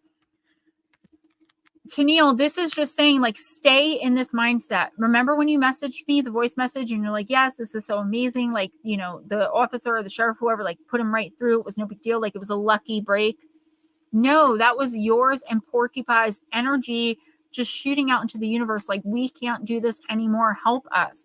Remember, lower vibrational, evil, demonic, you know, low frequency beings and entities and energies, they can manipulate you into asking for help or calling out to them. The higher vibrational entities, our spirit team specifically, they're really big on free will. We have to ask them to step in. They don't just do it. Even though they might be there, like, you know how, like, you're on the sidelines and you're watching your kid play sport and you're like, oh, come on, come on, come on, come on. And you want so bad. It's like in wrestling when you have a tag team match and you see your partner getting like the poop beat out of them, but you cannot jump in unless they tag your hand. That is what we're talking about here. Wake up in the morning and tag their dang hand. Call them in. You're doing amazing. You are on like a permanent good one. In the next couple of weeks, I wouldn't say 1 to 2 weeks like I normally cover. I would say in the next like month or two, if you can keep up this positive energy, keep resting as much as you can. Stop being everybody's everything. I see you, power women. Give me a second. Like, you're going to be fine. And you know all about the 999, the power of positive thought, positive manifestation, putting it out there. Like, you got this, please, and keep me posted. I always say poop, you know that. So, Miss Power Women, I'm assuming you're a female. If you're not, I do apologize. I was just gonna say, yes, Pixie and I are women doing the unusual. She's a psychic medium. I am an oracle, and I have a lot of ability that I don't know the name of. And Miss Pixie as well. So if you're ever interested, Ghost Dragons will put my email. Miss Pixie, put your email as well. Yeah, so cool you came in, by the way. Thank you. I'm going to do my last timestamp, and then if you'd like a reading, I can end the night with you, or you can people just come in to just hang out and vibe. That's perfectly okay too. And I'll subscribe. Do you have a channel here on YouTube? I can go subscribe, or a podcast. All right, Miss Ashley, Miss Baby Dragon. I'm using the Oracle of the Hecate. No, that's not my email, Stephen. It's at gmail.com.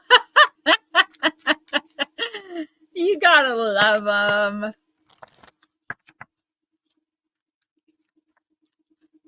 Yeah, Miss Pixie does a show on my channel. She does interviews on other channels. She's my go-to. And yeah. Pixie, you can put your email because you're a wrench, I think. I think that's allowed. If not, I can have Stephen put it. So it's Gemma Jade Paranormal at gmail.com. And I know, Miss Pixie, yours is Lady Dreamweaver, but I can never remember the @ All right, Baby Dragon, card number 42, Aconite. This card comes out so much. Lady Dreamweaver at att.net. I knew it. See, I got it. All right. Para Women, where are you from? And how many of them are you? It's women, so I'm assuming there's more than one. Mike J, stop. I love you guys so much. All right. So Aconite is the card of death, but you should know by now we don't get nervous about that. Psychic Sundays, in touch, gotta run. Oh, jeez. Power Women, you got it. Reach out anytime. I'll give you my phone number. We can text. Yeah, let's do it, okay? And Miss Pixie, her email's right there. Please reach out to us. We can do together or separate, whatever you want. So have a great night, and I'm so sorry. All right. The deadly plant known as aconite was at one time called Hecateus and is said to have sprung up where the saliva of Kerberos touched the ground. Death is merely another door to which Hecate holds the key. It is the last great mystery, but death in a symbolic sense is hugely transformative. It releases everything that is old and outdated. Wolfsbane is toxic and represents the finality of death, but in the skillful hands of the goddess can be positive. Show caution, Ashley, and tread carefully. There is no turning back on some roads. All right, Miss Amy. I look forward to hearing from you. Sending lots of love and light and gentle hugs. Thank you. Yeah, you have great energy as well. Love seeing new faces. Love gaining subscribers. So can't wait to talk to you again. Ashley, yeah, I feel like you could be on the verge of making a bad decision. And this isn't like a bad, of course, Ashley, don't, please. This isn't like, you wore the wrong outfit to the banquet, right? Like this is like a major decision. And I feel like you could be making it. Oh. Gentle hug, sweetie. Let me pause, Ashley. Power Women, before you go really, really quick, just know that if this is a pet, your dog that's passed, I would be looking in your bed. I don't know if the dog slept in your bed while on this plane, but definitely going to be in your bed with you, has been in your bed with you, kind of, I see it kind of going around. We can talk, just email me, okay? But know that you're not alone, and pets always go back to the place where they were the happiest, and they do so immediately. So if you have other animals, they may be acting strange, strange noises at night. Trust me, you're not alone. Ashley, I feel like you could be, hey B, that you could be being kind of pulled in one direction. Like, I keep hearing settling, like you're settling for less. You're settling for something that you are going to regret. I'm just thinking of this as like settling out of court, like you could go to trial with something and get $2 million, but instead you're going to settle for 10,000 because you're going to get it immediately, right? This, I'm not saying this has to do with court. I'm just using that as an example. Do not settle for less. Don't be talked into doing that. Also, I'm in Jersey. Don't take the easy way out. Don't cut corners. I know you don't want to. I feel your energy is very resistant and hesitant to what and or whoever this is trying to pull you in. And it's like a scheme. It could have to do with your bakery where it's like, okay, like, I know that you really, it could be, I don't know. It's just something you are going to regret. So before you make any decisions, if your initial instinct is no, don't be afraid. Don't be afraid of offending someone. If your heart's in the right place, if they're offended by you not wanting to like do whatever this is, then, girl bye, boy bye, bye, right? Mind over matter. Those who mind don't matter. Those who matter don't mind. Ashley, only make decisions based on your instinct, particularly in the next 2 weeks. There's a major, major change coming, but it's going to be up to you whether it's a really, really positive one or a very, very regretful one. And I don't want you to have any regrets. You reached out to me last week. You asked me for some advice. You're always more than welcome to do that at any time. Okay. I love you, girl. B, awesome. Yes, I love the vibe in here. I feel so welcomed. That is what we are aiming for. Would you like a reading before I end? We usually hang out a little later than this, but I've got some mom stuff I've got to do tomorrow, so I was going to end early, but I have no problem giving you a quick reading if you'd like. I love that you feel it. That is the whole point. Like that is everything. I want everyone who comes in here to feel welcome and safe. Thank you, Ron. Yes, Miss Pixie. And I love it. I really do. I've gone in live streams before where they don't even acknowledge you. I see you, B. All right, let's get a card for Ms. B here. I'm going to use Dark Goddess. Just don't get the wrong idea. Like, let me get through the whole reading. Because sometimes these cards, this particular deck can be harsh, but it's not always what you're thinking. So I'll tell you what the book says about the card. And I'll tell you what the book says, and then I'll tell you what I'm getting intuitively. So B, you're like, usually I don't have a hard time with it. I can always answer them. But like with this, I like to just go where spirit takes me, because it's always the most important thing you have to hear in the moment, right? So there's a reason they chose this deck. It's not me. I get moved by your spirit the minute you come in and ask for a reading. Your spirit team, so your angels, guides, ancestors, even your higher self working with that energy, your deceased loved ones are here. Whoa. So you got Aradia. I do personals and stuff where you can ask like specific questions. And like if it was earlier in the night, you wanted to come in and say, hey, Gems, I do have a question that's pressing on my mind. You can ask. I think for your first reading, though, let's just see where it takes us. This is the card of defense. I don't know that I've ever even pulled this card. Sticks and stones, words of fear, defend, stand strong, shed a tear, attacks ensued to cause alarm, protect, safeguard, and keep from harm. By the power of the dark goddess in me, protection in place, blessed be. There are only so many times you can endure harsh criticism, judgments, and unfair comments. You feel that you are always under attack, and so defense has become your immediate response mechanism. Sadly, because you feel you have to defend that part of you that others fear to understand, you are dimming your light somewhat to avoid persecution. Aradia will guard you as well, as she encourages you to ignore the opinions of others, fully embrace exactly who you are, and remind you that the power lives within you. This is what we're all aiming for every single day. Like, this is what I tell my clients, my family, my best friends, my kids, like, be who you are, because you're going to be judged one way or another. The world is crazy. That's why we all huddle in here on Friday nights. Mystery and magic of the old ways beckon, and Aradia encourages you to tap into the ancient wisdom that is the power of nature. Here you shall find the tools to assist you in protecting all that you stand for. Defend your path and that of those who have been oppressed, for there is no need to seek the approval of others, as Aradia defends your divinity. Quit being on the defensive. Past hurts are affecting your reactions. Never mistake kindness for weakness. Stand strong in your convictions. Connect with the magic of nature. Defend your cause. Be proud of who you are. A vulnerable person or animal needs your help. All right, B, this is the last reading I'm doing. Listen, I totally understand what this is, because it happens to me on a basically daily basis. I feel like there's a part of you that you're exploring, right? So Gemma Jade is the name that I write under. Gemma Jade is my professional name. I do have a different government name. And we're the same person spiritually. Our energy is the same, but it's two different names.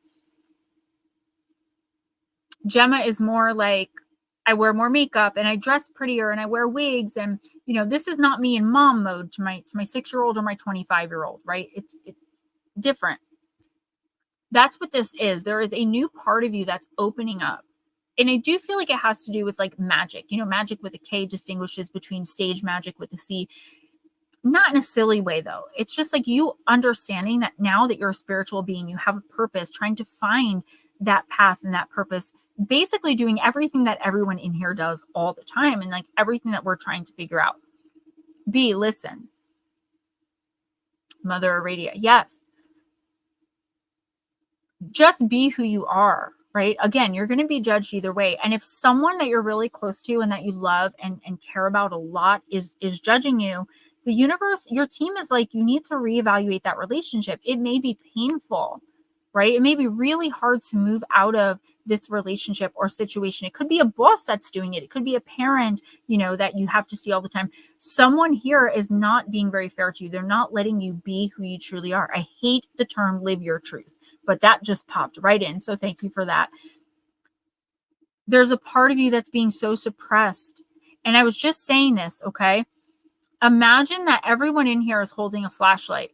And if we weren't outside in the pitch black dark holding the flashlight, people would never see us and they'd fall into a pit and die. Now, if someone said, you're an idiot for holding that flashlight, you're going to turn it off and run knowing it could save someone's life. No, you're going to keep shining the light regardless of what others say, because they don't understand. Not everybody is made for this community. Not everyone understands they have a spiritual path. Not everyone understands everything that we're trying to do here. Light work, empaths. I am getting the message of know your limits. If you're a giver, know your limits, because takers have none. And that's a thing I put on Facebook like a meme, but it just popped into my head. If you're being judged harshly, it's not you. You have to move away from what and or whoever this is. Be who you are and be proud of it. I'm told what I do is stupid. I play dress up for a living. You know, constant put downs from someone I adore and love tremendously.